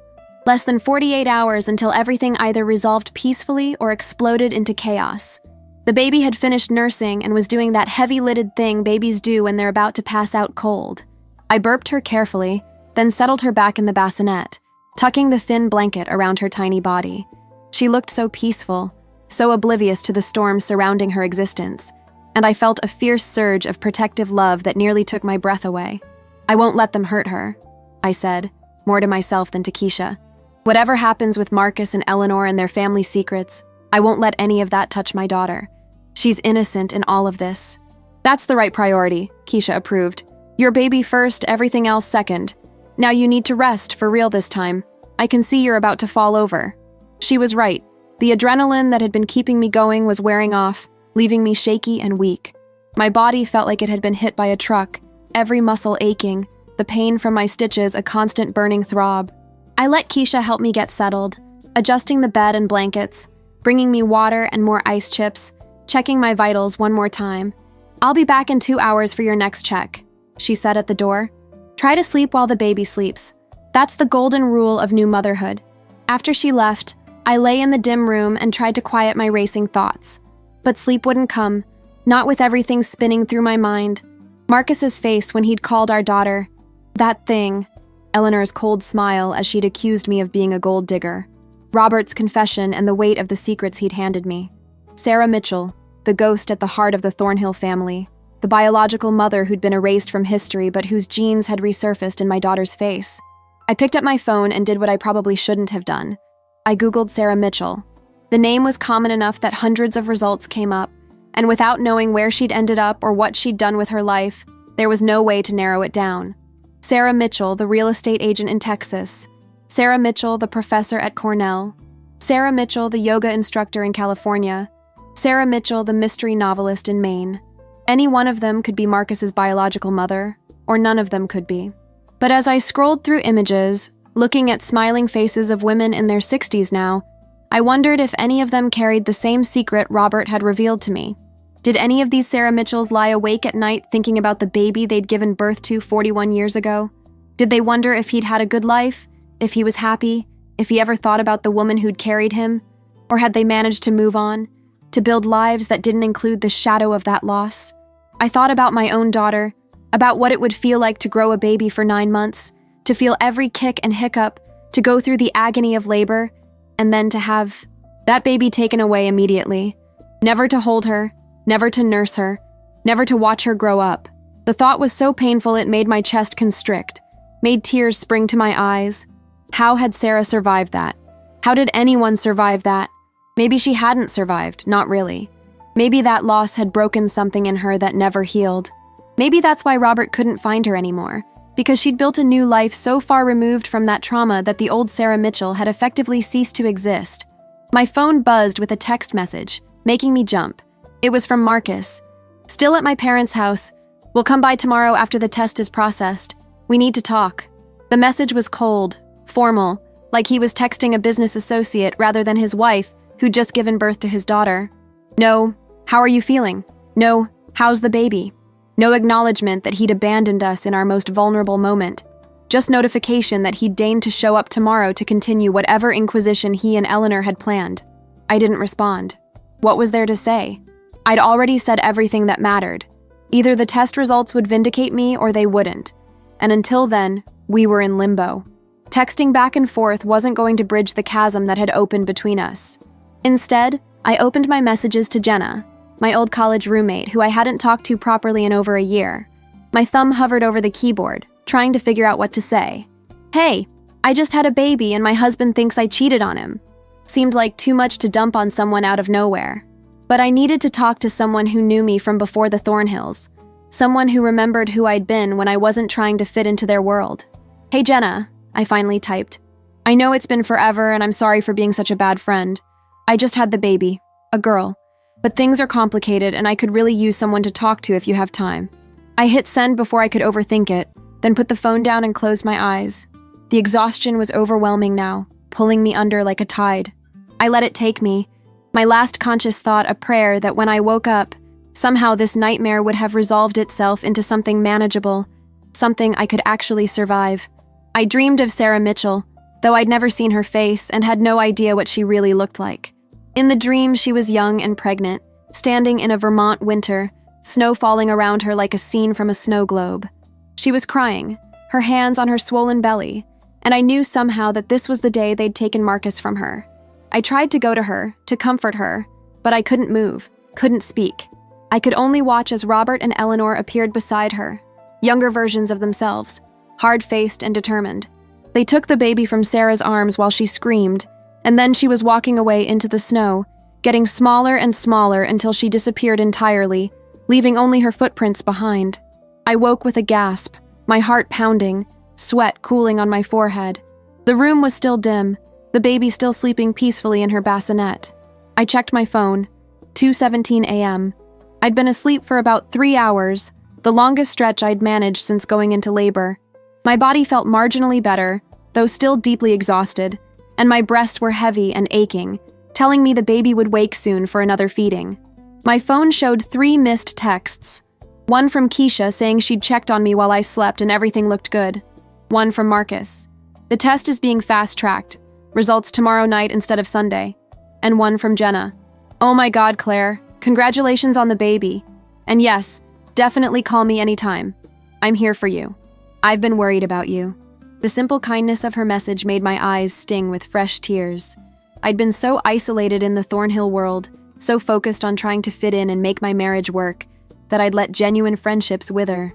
Jenna had tried to stay in touch, had invited me to things, had reached out periodically, and I'd always been too busy with Eleanor's charity events or Marcus's business dinners to make time for her. And now, when I was at my lowest point, she was still there, still willing to be my friend despite my neglect. I called her, knowing it was the middle of the night, but needing to hear a friendly voice more than I needed to be polite about timing.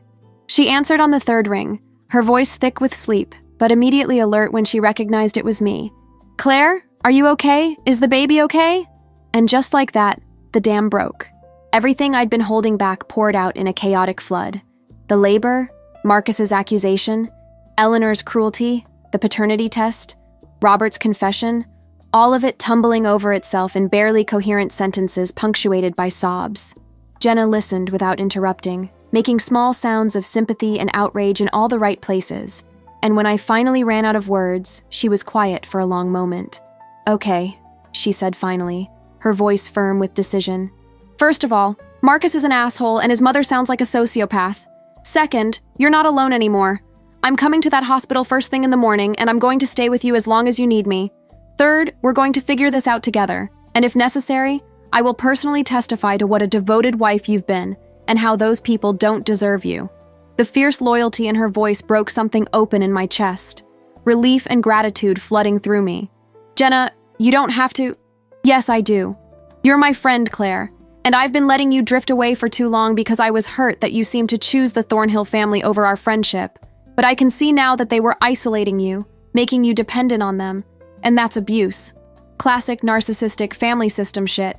The word abuse kept coming up. From Keisha, from Dr. Chen, now from Jenna. People who cared about me, who had perspective, who could see what I'd been too close to recognize. Maybe they were right. Maybe I'd been living in an abusive situation for so long that I'd normalized it, had learned to make excuses for Marcus's behavior and Eleanor's cruelty because it was easier than confronting the truth. What am I going to do? The question was rhetorical, but Jenna answered anyway. You're going to rest tonight. You're going to take care of your baby. And tomorrow when I get there, we're going to make a plan. But Claire, seriously, I think you need to consider that this marriage might be over. A man who treats his wife like that, who believes his mother over you, who refuses to even look at his newborn daughter, that's not someone you can build a life with. But the prenup, Buck, the prenup, Jenna said with surprising vehemence. We'll find a lawyer who specializes in challenging prenuptial agreements. There are grounds for invalidation, like coercion or unconscionability. And if you have evidence that Eleanor orchestrated this whole paternity test thing based on lies and paranoia, that could help too. I hadn't thought of that angle. Hadn't considered fighting back legally rather than just accepting the terms of a document I'd signed 3 years ago when I was young and in love and stupid. Robert gave me something, I said slowly. Evidence of family secrets that Eleanor would die before letting become public. He said I could use it as leverage. Then use it, Jenna said without hesitation. These people have been treating you like garbage. They humiliated you at your most vulnerable. They're trying to take away your agency and your security. Fight back, Claire. You're stronger than you think. We talked for another 20 minutes, making tentative plans for her visit in the morning, discussing logistics and worst-case scenarios. By the time we hung up, I felt marginally more grounded, like I had at least one person in my corner who wasn't conflicted by family loyalty or professional obligation. Jenna was on my side, purely and simply, and that meant more than I could articulate. The baby woke hungry right after I ended the call, and I spent the next hour nursing and changing her and just holding her close, breathing in her sweet baby smell and marveling at the perfection of her tiny features. She was real, she was mine, and no paternity test was going to change that fundamental truth. Marcus could doubt all he wanted, but I knew with absolute certainty that this was his daughter, created from both of us, a perfect blend of our genetics, regardless of what Eleanor wanted to believe. The rest of the night passed in a blur of feeding and sleeping and waking and feeding again, the eternal cycle of new motherhood. Keisha checked on me every 2 hours like clockwork, efficient and kind, and by the time dawn broke through the hospital window, painting the room in shades of pink and gold, I felt like I'd survived something, like I'd made it through the worst night of my life and come out the other side still breathing. Jenna arrived at 8 a.m. sharp, sweeping into the room like a force of nature with coffee and bagels and fierce determination written all over her face. She looked exactly the same as I remembered. Same wild curly hair pulled back in a messy bun, same bright blue eyes full of intelligence and humor, same style that mixed thrift store finds with designer pieces in a way that shouldn't work, but somehow did. She took one look at me and immediately set down her bags to pull me into a careful hug, mindful of my post-birth fragility. Jesus, Claire, you look terrible, she said with the blunt honesty that had always been her trademark. I just gave birth and my life is falling apart, I said. But I was smiling despite everything because it felt so good to have her here, to have someone who knew me as more than just Mrs. Marcus Thornhill. Fair point. She released me and went immediately to the bassinet, peering down at my sleeping daughter with an expression of wonder. Oh my God, she's perfect. Look at those tiny fingers. Can I hold her?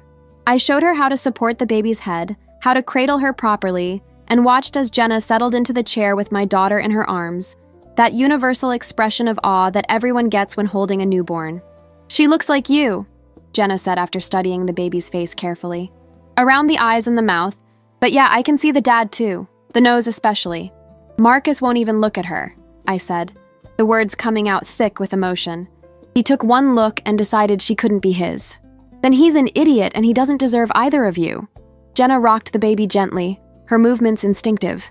Okay, so bring me up to speed on everything. The paternity test is happening when? It's already done. Results today instead of tomorrow because Marcus paid to expedite it. They should be back this evening. And when they come back proving he's the father, what's the plan? I told her about Robert's visit, about the flash drive and the secrets it contained, about Sarah Mitchell and the surrogacy, and Eleanor's desperate need to keep it all hidden. Jenna listened with growing astonishment, occasionally muttering things like, "Holy shit," and "These people are insane," under her breath. So, let me get this straight, she said when I finished. Eleanor has been acting like the queen of the family bloodline, like she's protecting this precious genetic legacy when she's not even Marcus's biological mother. And she's been lying about it for 40 years. And now the DNA test she demanded is going to potentially expose that lie. Exactly. Robert thinks she'll try to discredit the results, or me or both, rather than let the truth come out. Then we beat her to it. Jenna's expression was calculating now, her mind clearly working through strategies. We don't wait for her to make the first move. When the results come back proving Marcus is the father, we present the information about Sarah Mitchell as context. Not as blackmail, but as truth. Marcus deserves to know where he really comes from. But Robert asked me not to. Robert doesn't get to control this anymore. Jenna interrupted firmly. He's had 40 years to tell his son the truth, and he hasn't. He's enabled Eleanor's abuse and manipulation for 4 decades. He doesn't get to dictate how this plays out now that the secret is about to come out anyway. She was right. I knew she was right. But the thought of deliberately dropping that bomb on Marcus made me feel sick.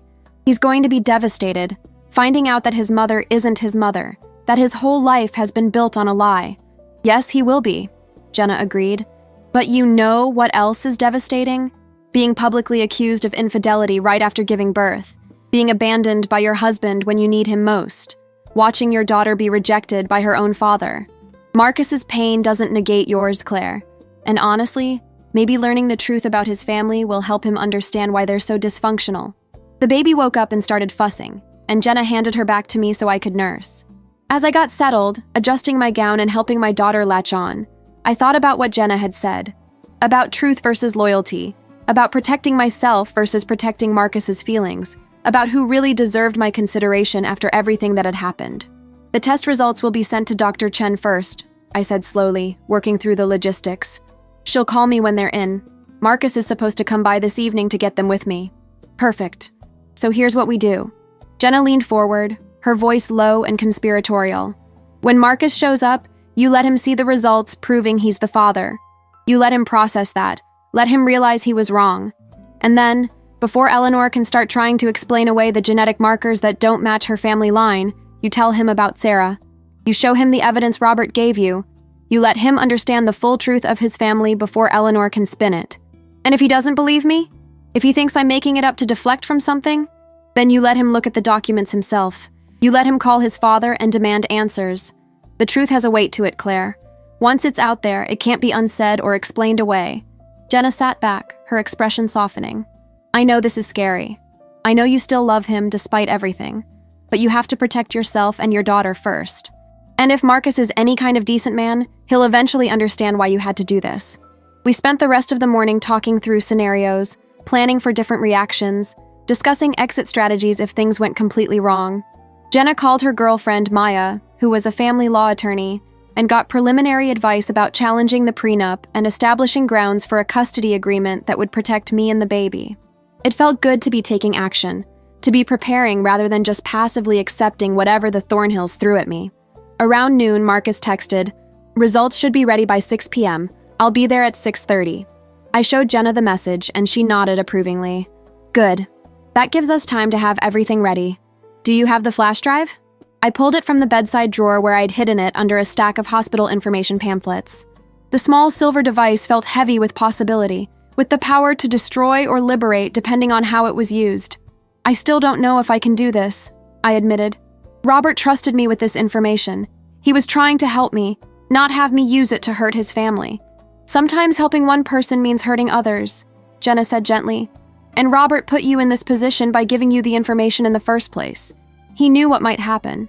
Maybe part of him wants the truth to come out, wants to finally stop living this lie. Maybe. Or maybe he'd thought I would just use it as insurance, as leverage in private negotiations with Eleanor, not as a bomb dropped in the middle of a confrontation with Marcus. But Jenna was right that I couldn't control this anymore, couldn't protect everyone's feelings when my own life and my daughter's future were at stake. The afternoon crawled by with agonizing slowness. I tried to nap but couldn't, my mind too busy spinning through possible scenarios. I fed the baby, changed her, held her while she slept, tried to memorize every detail of her perfect face. Jenna stayed close, a solid presence that kept me anchored, kept me from spiraling completely into panic. At 5:47 p.m., my phone rang. Dr. Chen. "Claire, the results are in," she said, her voice professionally neutral. They confirm that Marcus is the biological father. There's zero doubt about paternity. However, there are some unusual genetic markers that the lab flagged for follow-up. My heart started pounding. What kind of unusual markers? The baby's DNA shows clear paternity from Marcus, but the maternal grandmother markers don't match what would be expected from Eleanor Thornhill's family line based on medical records we have on file. The lab is suggesting that there may have been an error in Eleanor's genetic profile, or that additional family genetic counseling might be warranted. This was it, the moment Robert had predicted. The secret starting to unravel through cold scientific fact. What does that mean, practically speaking? It means the paternity test definitively proves Marcus is the father, Dr. Chen emphasized. The other markers are interesting from a genetic perspective but don't change the fundamental finding. However, I thought you should know that Eleanor has already called the lab demanding to speak with supervisors about the results. She's claiming there must be contamination or error. Of course she was. Eleanor going into damage control mode exactly as Robert had predicted. When is Marcus coming to get the results? He said 6:30. I'll have the full report printed out for both of you. Claire, are you okay? Do you need anything? I'm fine, I lied. Thank you for letting me know. After I hung up, I looked at Jenna. It's confirmed. He's the father.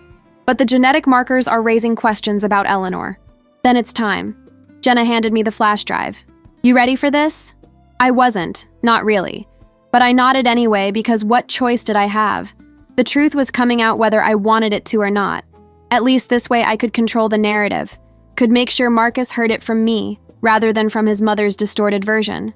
Marcus arrived at 6:35, alone, looking haggard and uncertain. He'd changed clothes since yesterday, was wearing jeans and a sweater rather than the suit, and his hair was disheveled like he'd been running his hands through it repeatedly.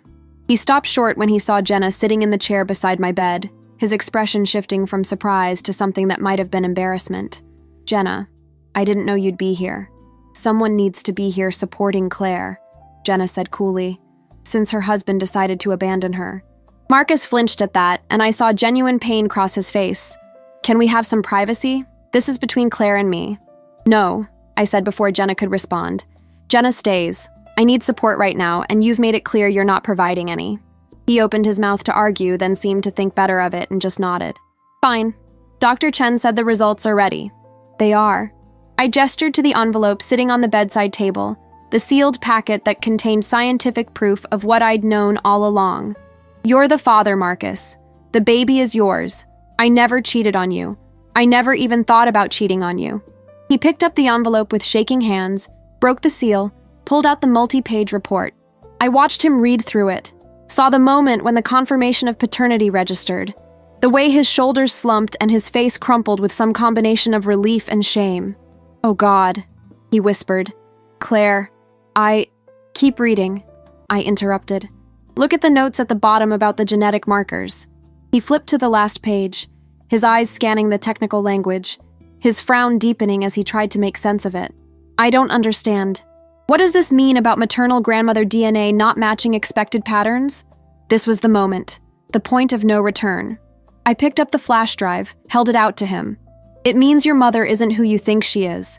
It means your family has been lying to you for your entire life. Marcus stared at the flash drive like it was a snake. What are you talking about? So I told him. Everything Robert had told me, about Sarah Mitchell and the surrogacy and the falsified birth certificate and the 40 years of deception. I watched his face as I spoke, saw disbelief shift to horror shift to something that might have been grief. When I finished, the silence in the room was deafening. That's not possible, he said finally, his voice barely audible. My mother, she's always talked about being pregnant with me, about my birth, about... She lied, I said simply. Or rather, she created a fiction and lived it so thoroughly that it became her truth. But the DNA doesn't lie, Marcus. Your biological mother is a woman named Sarah Mitchell who was paid to carry you and then forced to give you up. Eleanor has been pretending to be your biological mother for 41 years. Where did you get this information? His voice was rising now, anger starting to break through the shock. Did you make this up? Is this some kind of revenge for the paternity test? I held up the flash drive. Your father gave this to me last night. He came here alone and told me everything. He said the DNA test would raise questions and that I needed to know the truth to protect myself from your mother's reaction. This drive contains copies of all the original documents. The surrogacy contract, the medical records, everything. Marcus took the drive from me, his hand trembling so badly he almost dropped it. My father told you this? Robert? Yes. He said he's lived with this guilt for 40 years and that maybe it was time for the truth to come out. That was a slight embellishment of what Robert had actually said, but it was close enough to the spirit of his confession. I need to talk to him. Marcus pulled out his phone, hands shaking, and called his father. We all listened as it rang and rang before going to voicemail. He tried again with the same result, then called his parents' landline. Eleanor answered on the second ring. Marcus, darling, did you get the test results? I've been calling the lab all afternoon about those errors they claim to have found. Where's Dad? Marcus interrupted, his voice hard. I need to talk to him right now. He's not here. He said he had some business to take care of and left around noon. Why? What's wrong? I need you to tell me something, and I need you to tell me the truth. Marcus's voice was shaking now, barely controlled. Am I your biological son? The silence on the other end of the line was answer enough. I could almost hear Eleanor's mind racing, calculating, trying to figure out how much Marcus knew and what lies might still work. Marcus, where are you getting this from? Of course you're my son. I carried you for 9 months, gave birth to you. Stop lying. The shout startled the baby, who'd been sleeping in the bassinet, and she started crying. I picked her up automatically, rocking her, shushing her, while Marcus paced the small room like a caged animal. I have documents, Mother. Contracts and medical records and proof that you used a surrogate named Sarah Mitchell, that you've been lying to me my entire life about where I came from. Who told you this? Eleanor's voice had gone cold, dangerous. Was it Robert? Did he finally grow a conscience after all these years? It doesn't matter who told me. What matters is that it's true, isn't it? Say it. Admit that you're not my biological mother. Another long silence, filled only with the baby's crying and my murmured attempts to soothe her. Then Eleanor spoke, her voice like ice, and I could hear years of carefully constructed lies beginning to crumble. Yes, it's true. But Marcus, you have to understand, I am your mother in every way that matters. I raised you. I loved you. I gave you everything. Marcus hung up on her mid-sentence. He stood there staring at his phone, his chest heaving with harsh breaths, his face drained of all color. Then he turned to me, and the look in his eyes was so raw and broken that I almost went to him, almost forgot everything that had happened in the rush of wanting to comfort him. You knew, he said, and it was an accusation. You knew and you didn't tell me until now. Your father told me last night, I said quietly, still rocking the crying baby. He asked me not to say anything until he could tell you himself. But then Eleanor started trying to discredit the lab results, and I realized she was going to bury this like she's buried everything else. You deserve to know the truth. So instead, you ambushed me with it. Right after proving I was wrong about you cheating, you decided to destroy my entire understanding of my family. His voice was bitter, accusatory, and I felt my sympathy for him evaporate. I destroyed it. I stood up, ignoring the pain from my stitches, holding my daughter against my chest like a shield. I didn't lie to you for 40 years, Marcus. I didn't accuse you of infidelity with no evidence. I didn't abandon you in a hospital room right after you went through a medical trauma. Your family destroyed itself with its lies and cruelty. I just refused to be another victim of it. This is too much, he muttered, running his hands through his hair. I can't deal with this right now. I need to think. Then go, I said, my voice hard. Leave like you've been leaving since this whole thing started. But understand something, Marcus. When you walk out that door, you're not just leaving me. You're leaving your daughter. The daughter you accused of not being yours, who the test just proved is absolutely yours. So if you leave now, you're making a choice about what kind of father you're going to be. He looked at the baby in my arms, really looked at her for the first time since she'd been born. I saw something shift in his expression, some barrier beginning to crack. Can I hold her? The question came out small, uncertain, nothing like the confident man I'd married. I hesitated, protective instincts warring with the desire to give my daughter a chance to know her father. Finally, I nodded and showed him how to support her head, how to hold her securely. He took her with trembling hands, and I watched as he looked down at her face, studying her features like he was seeing her for the first time. She has my nose, he whispered, wonder creeping into his voice. And my chin. God, Claire, she's beautiful. Yes, she is, I said softly. And she's been beautiful since the moment she was born. But you were too busy believing your mother's poison to see it. Tears started rolling down Marcus's cheeks, splashing onto the baby's blanket. I'm so sorry. I'm so sorry for everything. You're right. My mother got in my head. She made me doubt you when I should have trusted you. I've been a terrible husband and a terrible father, and I don't know how to fix this. I don't know if you can fix it, I said honestly. The things you said, the way you treated me, that doesn't just go away because you're sorry. You humiliated me, Marcus. You made the worst day of my life even worse, and your mother is still going to be there, still poisoning you against me, still trying to control our lives. I'll talk to her, Marcus said, still looking at the baby. I'll set boundaries. This whole thing with Sarah, finding out about the lies, it's making me see so many things differently.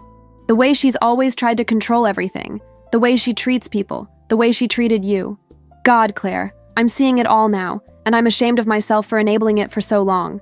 That's a start, Jenna interjected. She'd been quietly observing this whole exchange, but now she leaned forward. But Marcus, your wife needs more than promises. She needs concrete actions. She needs you to choose her over your mother consistently, not just when confronted with evidence you can't deny. She needs you to actually change, not just apologize. Marcus nodded, carefully passing the baby back to me. You're right, and I will change. I'll do whatever it takes. He looked at me, his eyes red and pleading. Can I stay? I know I don't deserve it, but I want to be here with you and our daughter. I want to try to start making this right. I looked at Jenna, who shrugged as if to say the decision was mine. I looked at my daughter, peacefully asleep now despite having been handed back and forth, and I looked at Marcus, my husband who'd betrayed me and was now asking for a chance to make amends. You can stay, I said finally. But Marcus, we're going to need counseling, real intensive therapy to deal with all of this. And you're going to have to prove to me every single day that you're choosing our family over your mother's manipulation. If I see you wavering, if I see you putting her feelings above mine or our daughter's one time, I'm done. I'll take the baby and leave, and you'll never get another chance. I understand, he said, and the conviction in his voice sounded genuine. I'll do whatever you need, whatever our family needs.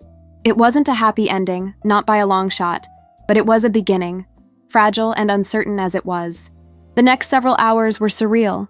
Marcus calling his father over and over until Robert finally answered and agreed to come to the hospital to talk.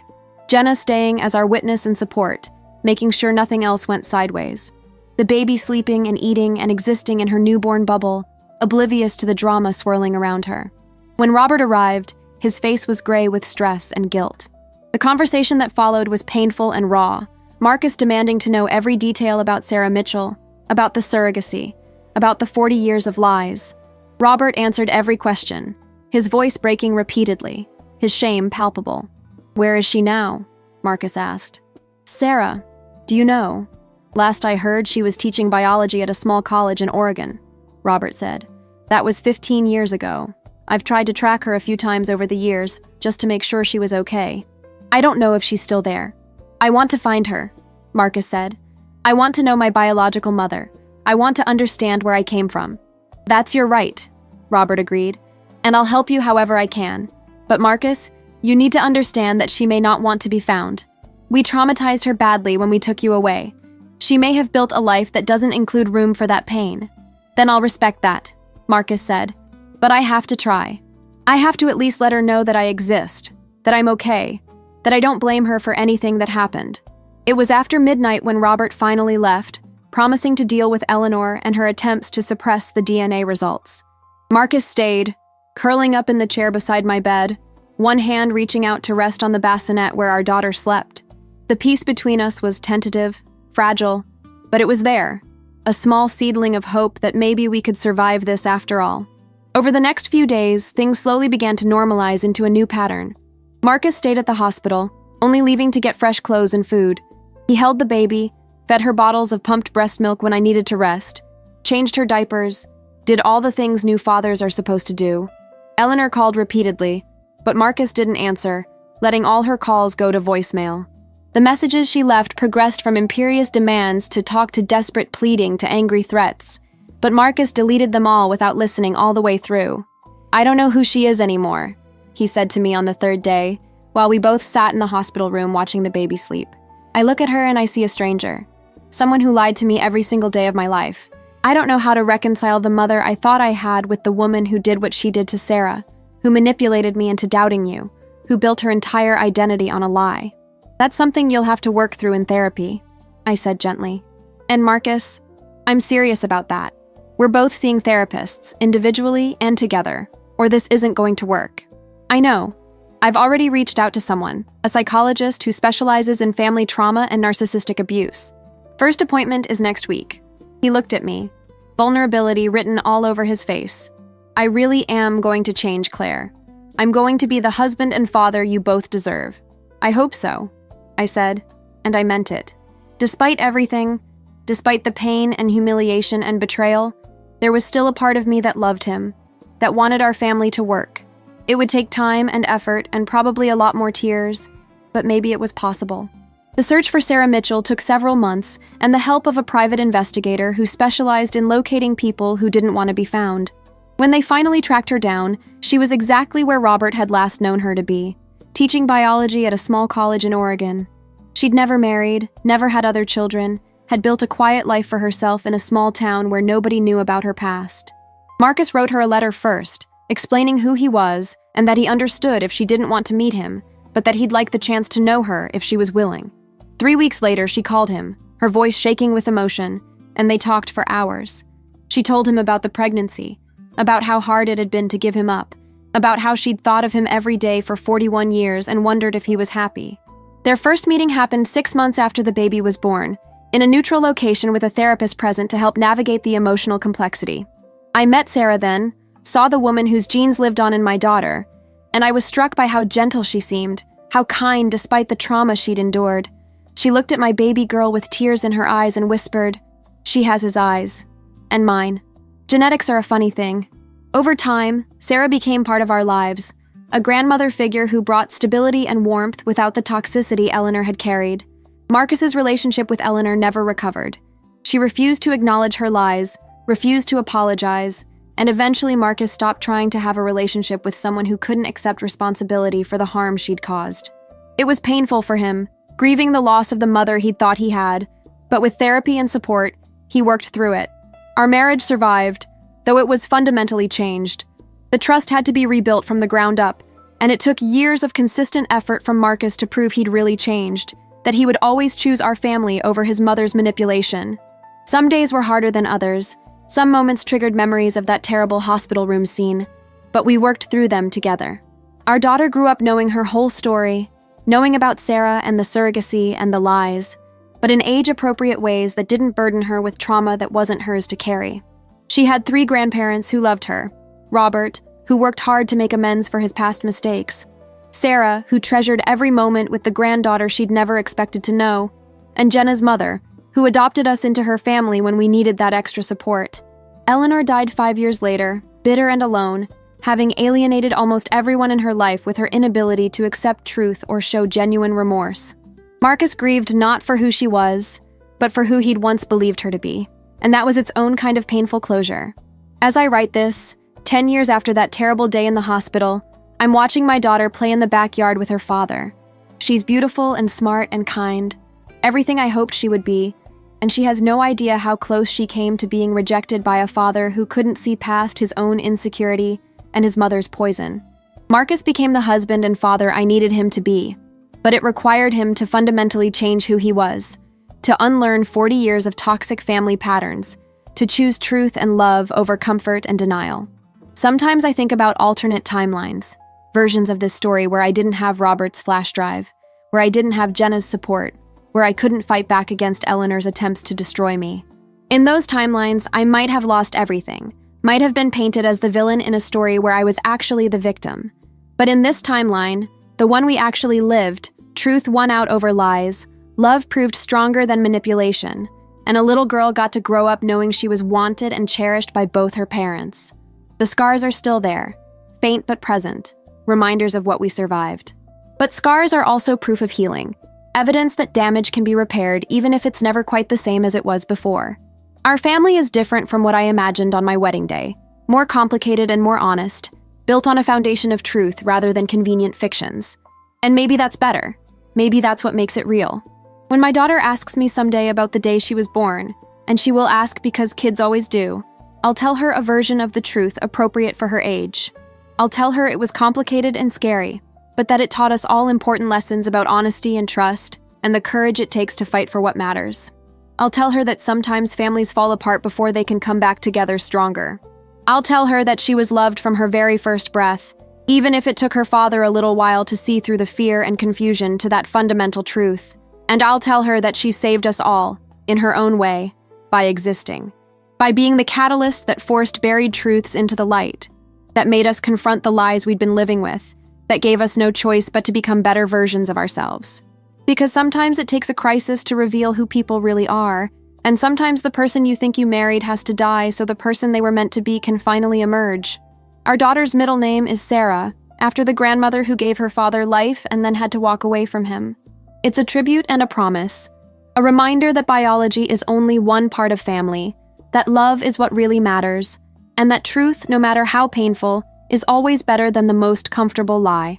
Life didn't give us a fairy tale ending with all loose ends tied up neatly, but it gave us something better, a real ending, messy and imperfect and hard-won, where people did the work to change and grow and become capable of the love they claimed to feel.